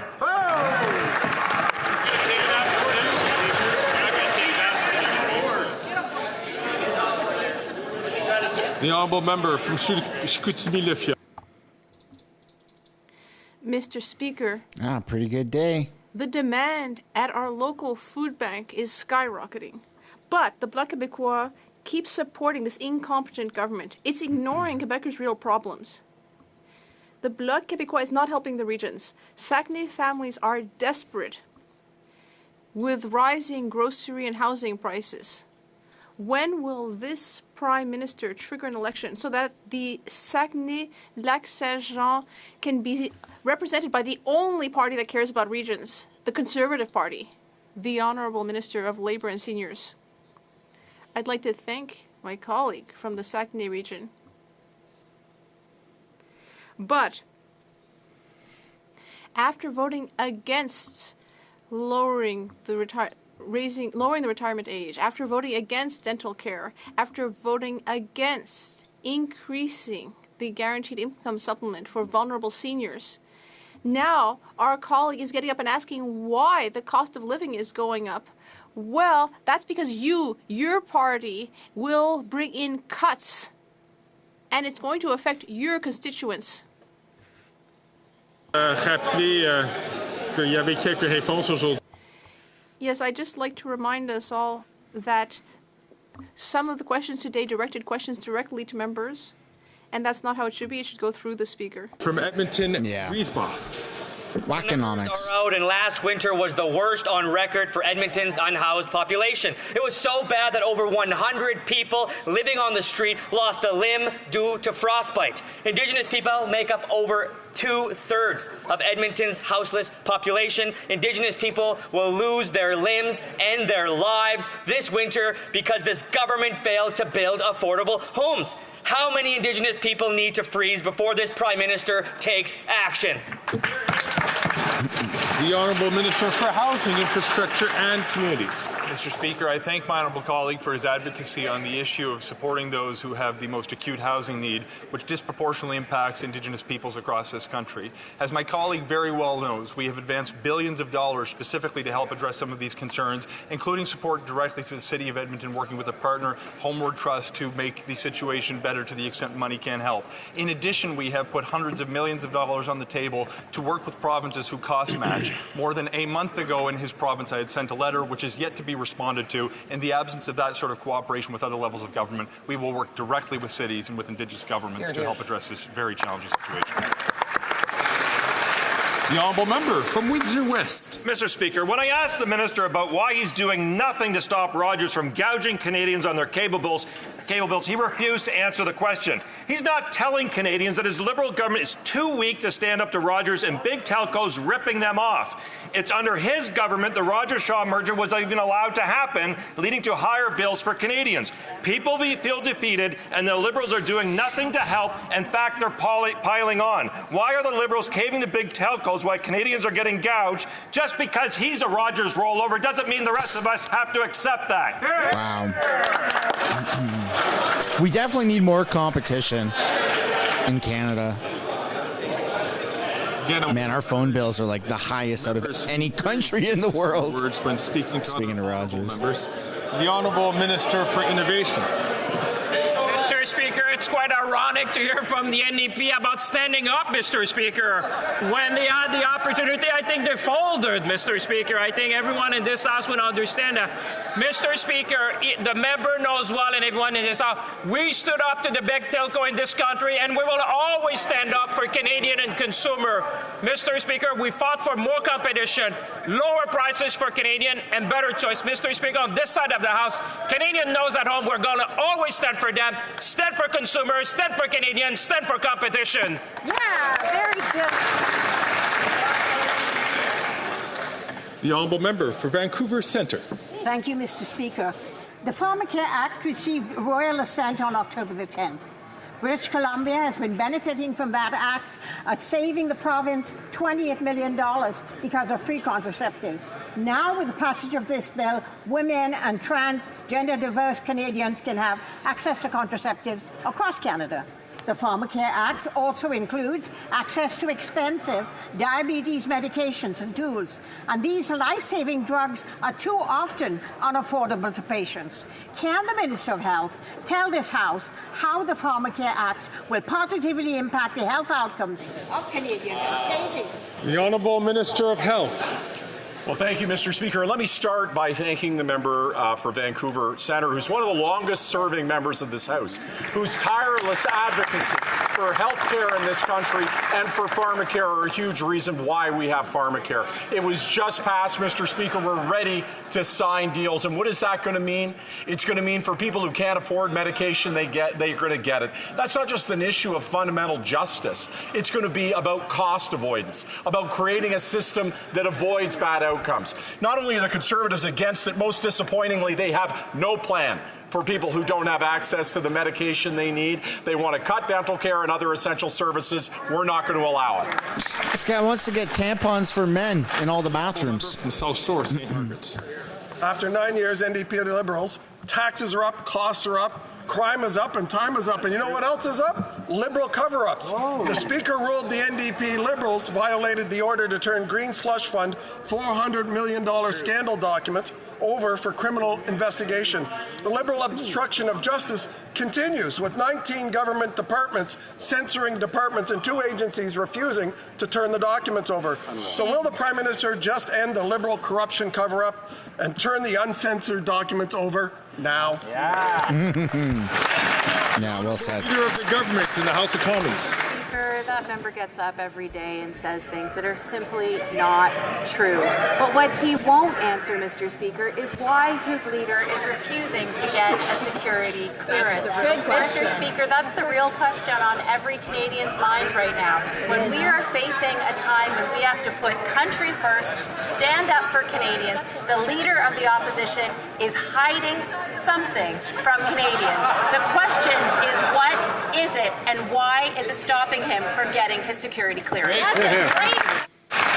It's not recommended. South Shore, St. Margaret's.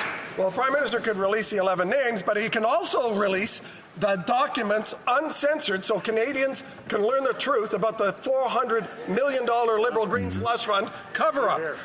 Canadians, I'm sure, will also be shocked to learn that on the Prime Minister's order, the more than 10,000 censored pages cover up the most important information about the Prime Minister's hand-picked Liberal appointees to the Green Slush Fund. The government does not exist to protect corrupt Liberals from criminal investigation. So will the Prime Minister just stop his cover-up of Liberal corruption and hand the uncensored documents over now. The Honourable Leader of the Government in the House of Commons.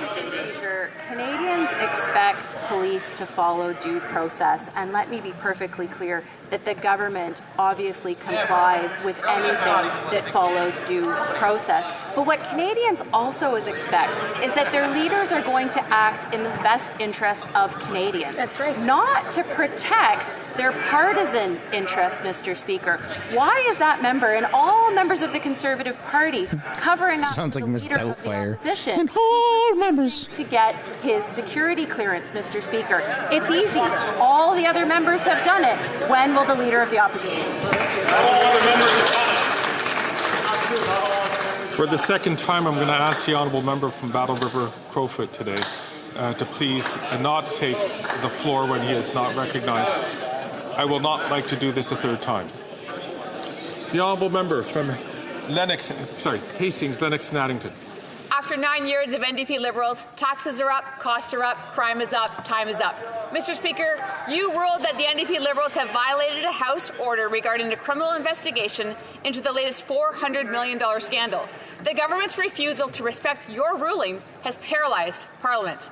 The Auditor General found that Liberal appointees at SDTC gave millions to Liberal insiders with over 186 conflicts of interest. Mr. Speaker, will the NDP Liberals end the cover-up and comply with your lawful order so we can get accountability for corruption and Parliament can get back to work? There you go.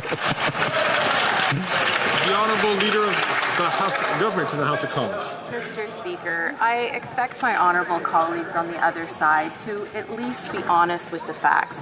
What you said was that this was highly unusual, this motion, and it should be referred to committee for study. We support that. It's only the Conservatives that are obstructing their own obstruction. But, Mr. Speaker, this is unsurprising because they're also trying to cover up their own leader's refusal to get his security clearance. Mr. Speaker, all of the other leaders of the political parties in this House have done that. Canadians want to know why. What is he hiding and what is he trying to protect? Thank you, Mr. Speaker. Then I have Deputy de Montmagny. The Honourable Member for Montmagny, Lise-les, Kamouraska, Rivière-du-Loup. Mr. Speaker, after 9 years of these Liberal scandals, once it's again, funny to see been paralyzed. Everyone around Trudeau to Canadians stand need up to know where their and money answer is the going questions, and why except for him. 390 million taxpayer dollars ended up in the pockets of Liberal buddies. Meanwhile, Canadians are struggling to house and feed themselves. Are the Liberals finally going to step up and give the evidence to police so that Parliament can finally start working for Canadians? The Honourable Government House Leader. Thank you, Mr. Speaker. Once again, it's very disappointing that Conservatives will not tell the truth about this matter. And what is even more concerning, and what Canadians are wondering, is why the Leader of the Opposition does not get his security clearance. Is he hiding something? We are all wondering why he refuses to get his security clearance. He's clearly hiding something because it would be very simple to get his clearance. The Honourable Member for Rivière-du-Nord. It'll muzzle him. This has been admitted by Once again, even Tom Mulcair. dealing with gang warfare. Warfare between organized crime, which has been a scourge for too long, and new, less organized groups that recruit teens to commit serious crimes. They are pushing children into a life of crime. They dangle a fistful of dollars in front of them, telling them that they will be able to have a better life. And then these young people can't leave the gang life behind. What will the government do to protect our kids from organized crime? The Honourable Minister of Justice and Attorney General of Canada. Mr. Speaker, the fight against organized crime and to protect our youth is extremely important. On this side of the House, we have invested $390 million to support children in this area. We are also doing more to support the CPSA, and we've also invested $3.5 million over 3 years to help Interpol. The Honourable Member for Avignon, Amitis-Matane, Matapédia. Mr. Speaker, we need to carry out prevention work to prevent kids from joining gangs, and I'd like to congratulate everyone who does that work on a daily basis. But we also need to crack down against criminals who purposefully recruit kids because they know they won't get as serious sentences as adults. We need to stop them from targeting kids. That's our role. Will the government work with us on this? The Honourable Parliamentary Secretary to the Minister of Public Safety. And I support this initiative that the member opposite has raised and thank her for her work on our Public Safety Committee where we've discussed this. We agree that it's crucially important to crack down on criminal organizations, particularly those who recruit young people to subvert the justice system. Mr. Speaker, this is precisely why we restored the cuts made by the Conservatives to invest against gun and gang violence in this country, and I hope that we can work across party lines to continue with this investment. Hear, hear. The honourable member from Kildonan, St. Paul. Mr. Speaker, after 9 years of NDP Liberals, taxes are up, costs are up, crime's up, and time's up. The Toronto Police it's good to see her back consistently. Gun violence in Canada. One of their officers was recently shot by a repeat violent offender. And yet, shockingly, yesterday, the Liberal Prime Minister took some deranged victory lap on social media for his attack on licensed, trained, and police-vetted sports shooters. And let's remember that after 9 years of Liberals, gun violence in Canada is up 116%. Their approach has categorically failed, Mr. Speaker. When will they finally get tough on the criminals responsible for gun violence? Instead of law-abiding gun owners? Parliamentary Secretary to the Minister of Public Safety. Mr. Speaker, it's a shame to see once again Conservatives using the talking points of the gun lobby instead of standing up for victims of crime and standing up to get guns off our streets. Mr. Speaker, we also know that women are disproportionately affected by gun violence, and what do Conservatives do? They want more guns on our streets. They cut funds from CBSA to stop the import of illegal guns and then stand in this place acting as if they support victims of crime. Mr. Speaker, it's a shame. We have committed to get guns off our street while Conservatives work for the gun lobby. What the hell is the matter with you?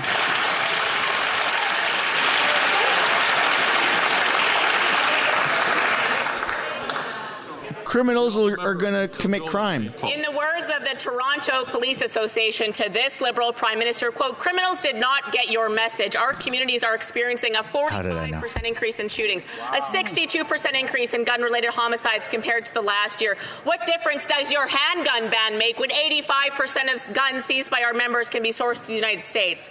Your statement is out of touch and offensive to victims of crime and police officers everywhere. Whatever you think you've done to improve community safety has not worked. When will the Liberals call an election so we can finally bring an end to the crime and chaos they created in our streets? Wow. Put some W's down in the chat for her. The Honourable Parliamentary Secretary to the Minister of Public Security. Mr. Speaker, once again, let's talk about Conservative logic. They think putting more guns on our street is going to somehow keep our communities safer. We know that that doesn't work. Their cuts to CBSA to allow the import of illegal guns is something that we have had to clean up. Conservatives care only about the gun lobby and not about Canadians. Mr. Speaker, You are so dumb. You're going after law-abiding gun owners? You're going after law-abiding gun owners and you dare try and blame this on anything other than your wasteful spending? Having difficulty hearing the answer to this. Come on. And I'm going to, because it...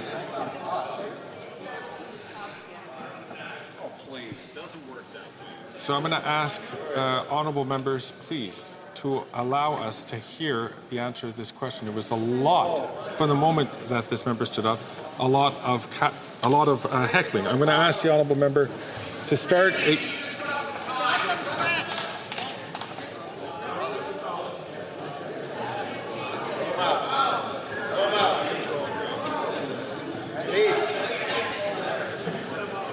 The honourable member, honourable parliamentary secretary, can please start from the top. Mr. Speaker, it's interesting that every time I stand in this place and call out Conservative hypocrisy around violence in our communities, they can't stand it. This is why they try to silence voices like mine who stand up for women in particular who are disproportionately affected by gun violence. Mr. Speaker, what Conservatives believe is more guns on our street will somehow help keep our communities safe. But we know what keeps communities safe is getting these guns off our streets, investing in CBSA to protect our borders, while Conservatives take their talking points from the gun lobby. Hear, hear.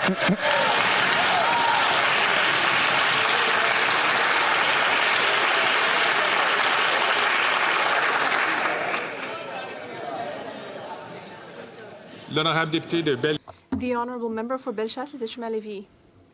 Mr. Speaker, for 9 years, this Liberal government has brought in policies that have caused a dramatic increase in crime, drug trafficking, arson, street gangs recruiting kids. Canadians and Quebecers are living in fear. But instead of helping Quebecers and doing something about this incompetence, the Bloc Québécois is continuing to support this bungling government. The government's inaction will definitely cause numbers of victims to surge over the next year. We need to bring back common sense and trigger an election. Do they have the courage to do that? The Honourable Parliamentary Secretary to the Deputy Prime Minister and Minister of Finance.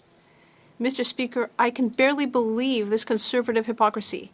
They voted against all of our measures to do something to freeze the handgun market throughout the country.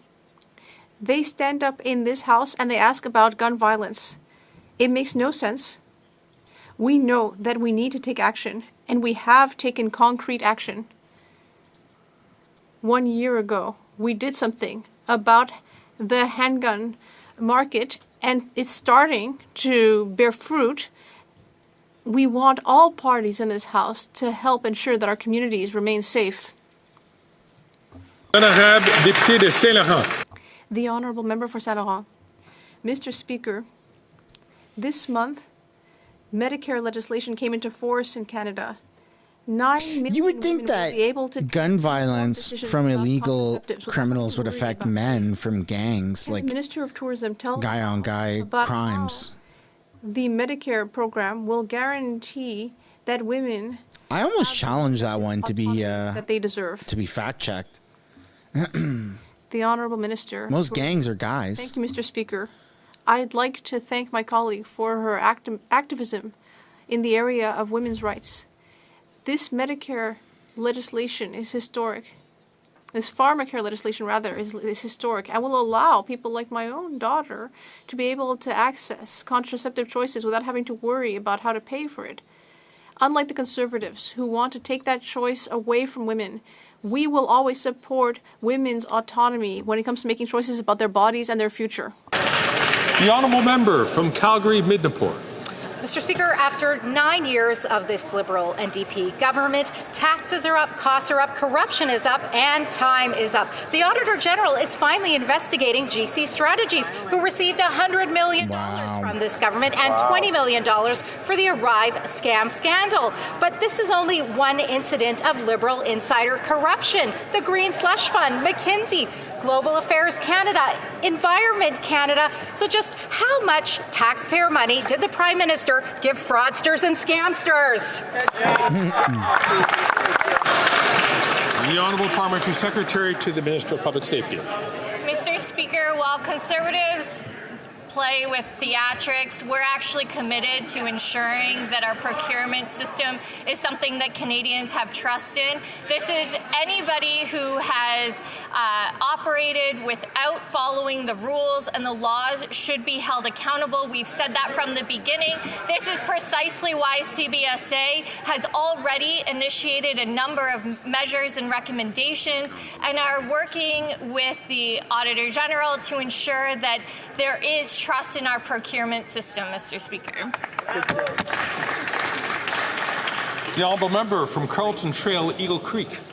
After 9 years of NTB Liberals, taxes are up, corruption is up, crime is up, time is up. Yesterday, the Auditor General announced that she will be investigating the $100 million in contracts awarded to GC Strategies by this Liberal government, a two-person IT company that did no IT work, but was paid $20 million for the Arrive Scam app. It's been months since the Liberal minister promised to recover the money paid to GC Strategies. When will the Prime Minister get taxpayers their money back? Great question. The Honourable Parliamentary Secretary to the Minister of Public Security.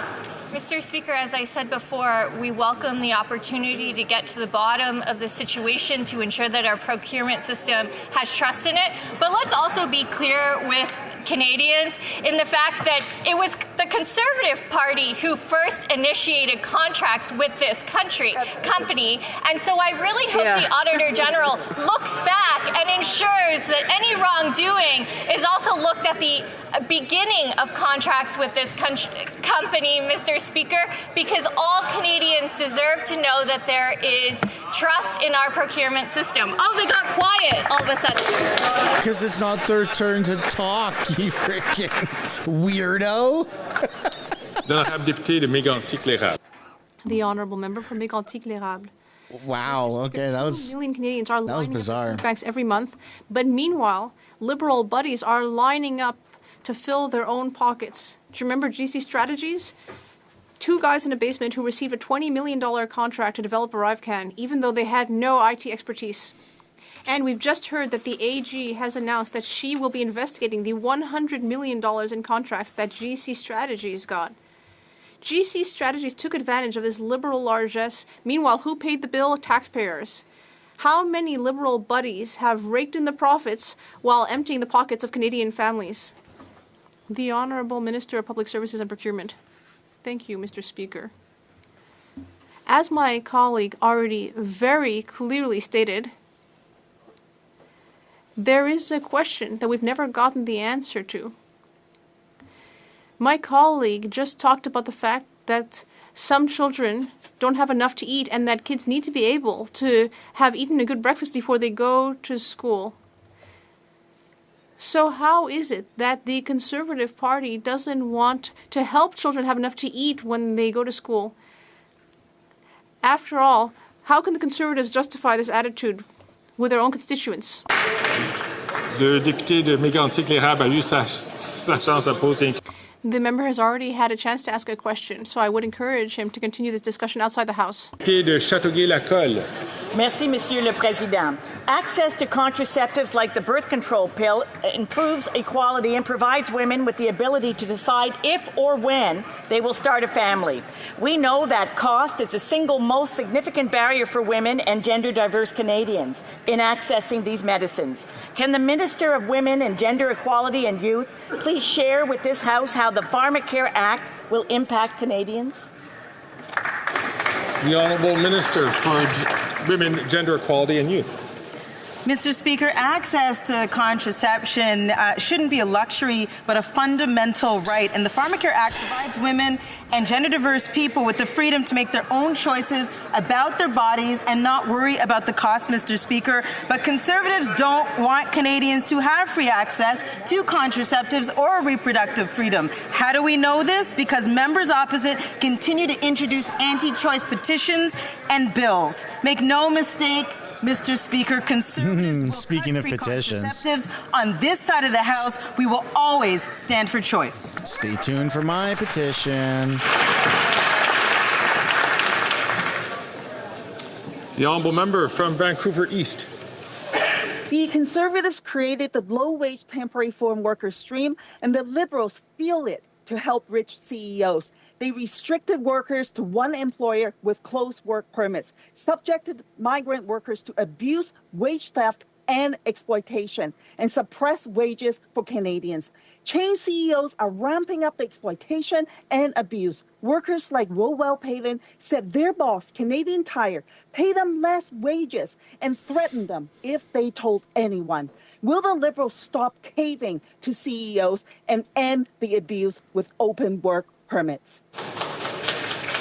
The Honourable Minister for Workforce Development Mr. Speaker, I thank the honourable member for her question, and as I've been very clear in this chamber and the committee, there's a new sheriff in town, and businesses need to be very careful and need to make sure that they are respecting workers from coast to coast to coast. Stay tuned later today, Mr. Speaker, for more changes to the temporary foreign worker program. We are serious about making sure that that program is a program of last resort.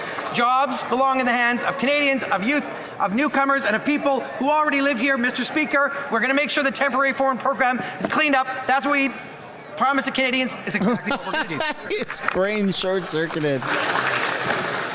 The honourable member from Churchill-Kiwatinuk-Aski.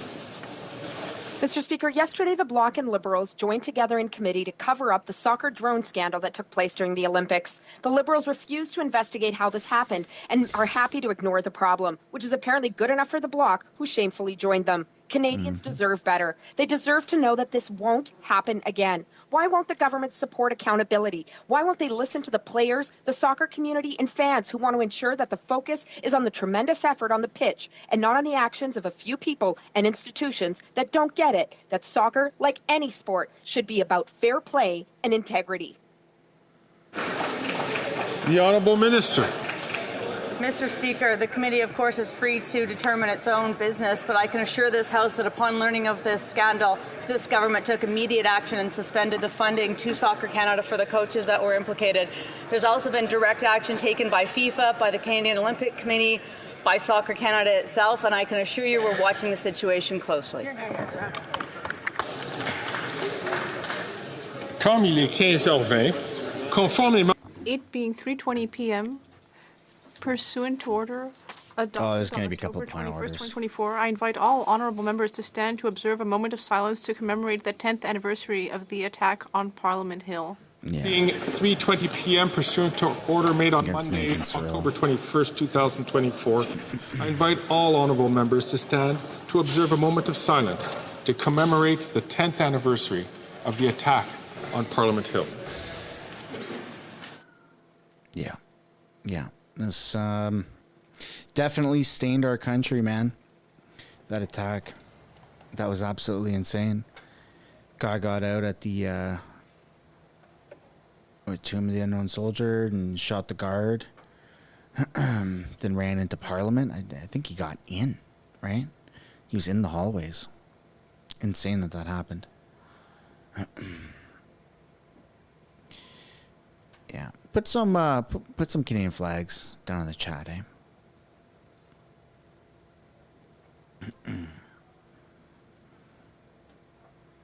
Who attacked? I mean, I guess it was labeled as an act of terror in Canada. So I guess a terrorist killed a Canadian soldier at the Tomb of the Unknown Soldier, who's standing on guard duty. Honourable members. Yeah. Thanks for all the Canadian flags there, folks. The House will now proceed to statements. La Chambre procédera maintenant. The House will now proceed to statements. I recognise the Right Honourable Prime Minister. Thank you, Mr. Speaker. 10 years ago today, Canada was in shock. Our capital, the centre of Canadian democracy, was the target of a cowardly and shameful terrorist attack aimed at both the National War Memorial and Parliament Hill. Corporal Nathan Cirillo, standing sentry at the Tomb of the Unknown Soldier, was killed, and several others were injured. It was unfortunately not the only tragic event that struck Canada that very week. 2 days before, Warrant Officer Patrice Vincent was killed in an attack in Saint-Jean-de-Richelieu in Quebec.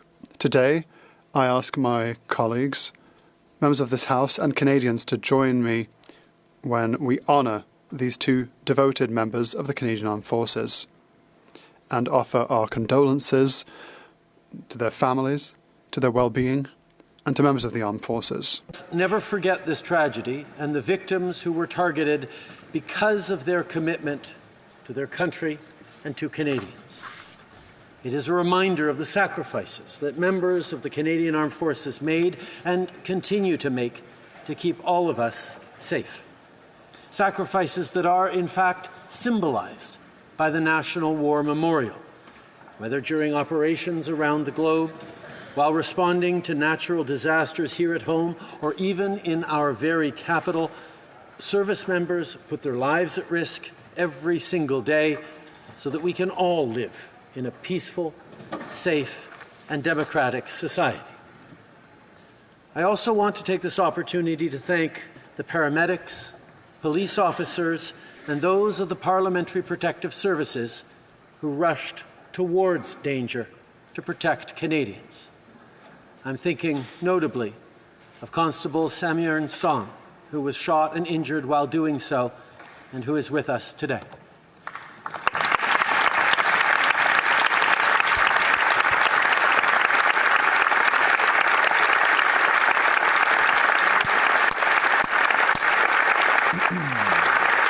They should show him up in the gallery instead of showing Trudeau, but I know that I'm not the only one who remains inspired by the incredible courage that Sam showed that day. When remembering these events, I also think of former Sergeant-at-Arms Kevin Vickers, who, by acting decisively, was then able to bring the attack to an end. I think all Canadians should be proud of their Parliamentary Protective Service. They should also be proud of the courage of their fellow Canadians, passers-by who, motivated by their compassion, acted to help and held Corporal Nathan Cirillo in their arms during his final moments. Cette solidarité The solidarity shown by Canadians during this tragic event is also a reminder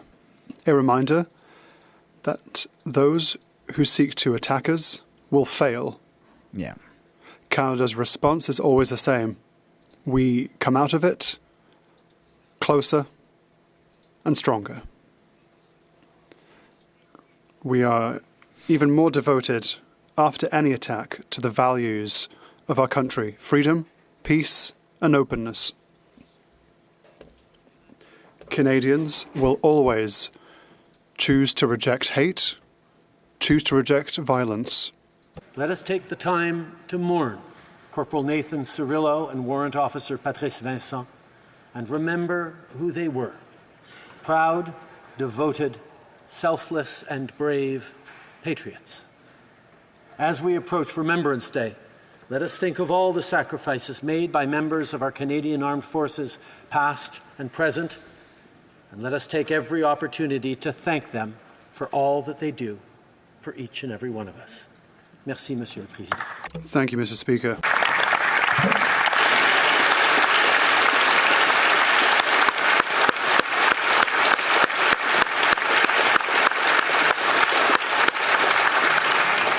The Honourable Leader of the Opposition.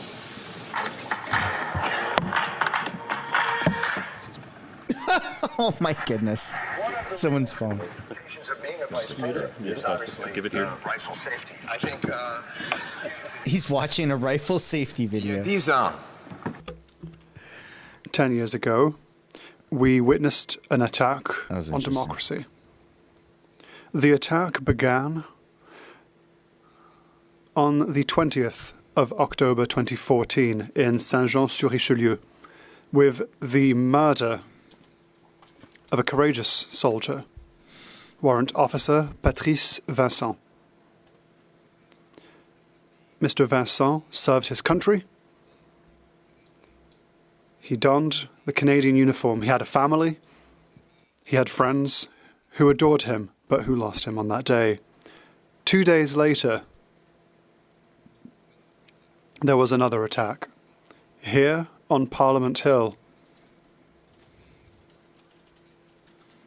But perhaps even worse, at the Cenotaph. Attack of October 22nd, 2014 took the life of a courageous Canadian, Corporal Nathan Cirillo, standing on guard for those who had fallen, standing on guard for our country.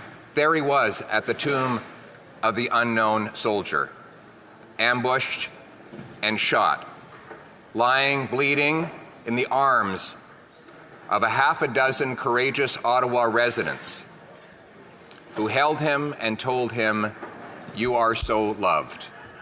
Moments later, the life would drain out of his body. Some might have looked at him and said he was an ordinary Canadian.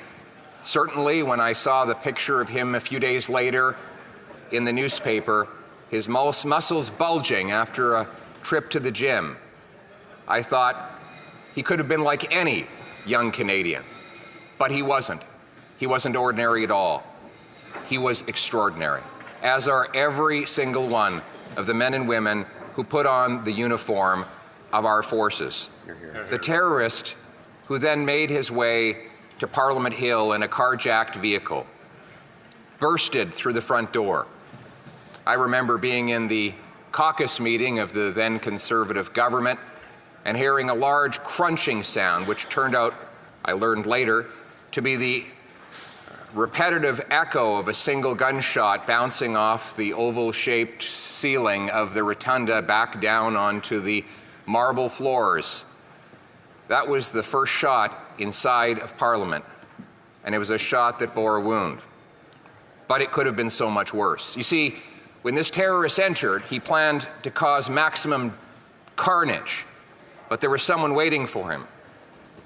One of our courageous guards, Samiran's son, saw the gun, grabbed the assailant, pushed the gun downward, and took a bullet in the ankle, giving his compatriots enough warning time to draw their own weapons and take cover behind the large limestone pillars that hold Parliament up.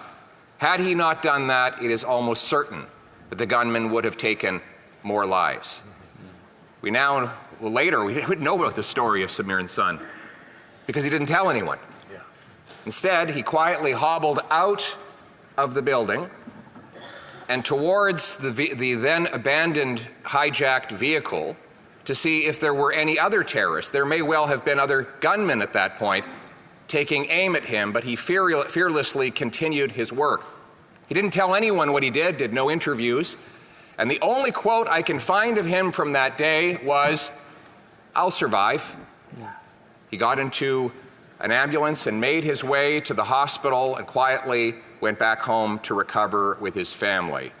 That is the calm, humble, courageous character that embodies the best of Canada. Samiran's son is Canada's son.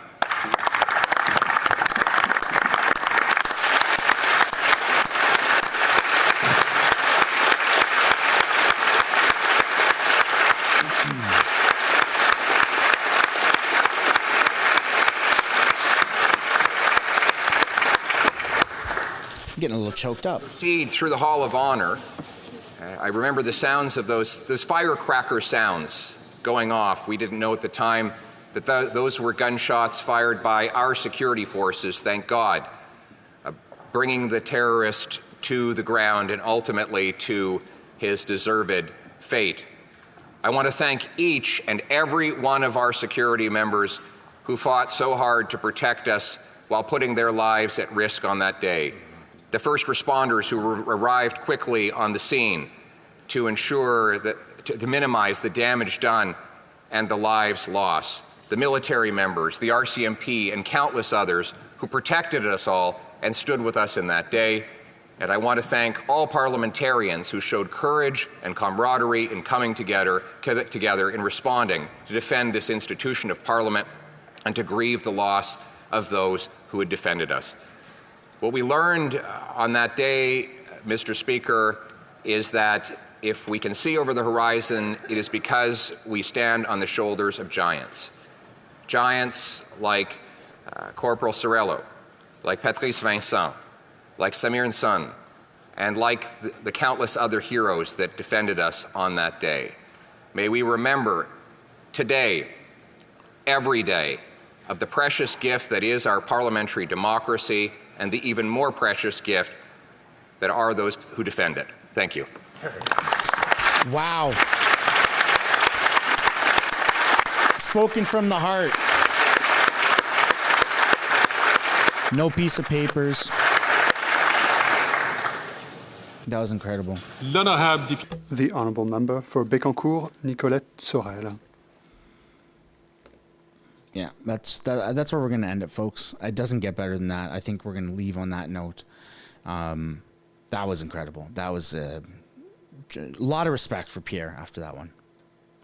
A lot of respect. There are some super chats. I want to thank everyone for that level of support.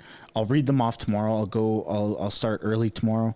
I'll read them off tomorrow. Dude, I'm getting choked up, man. I gotta end the stream.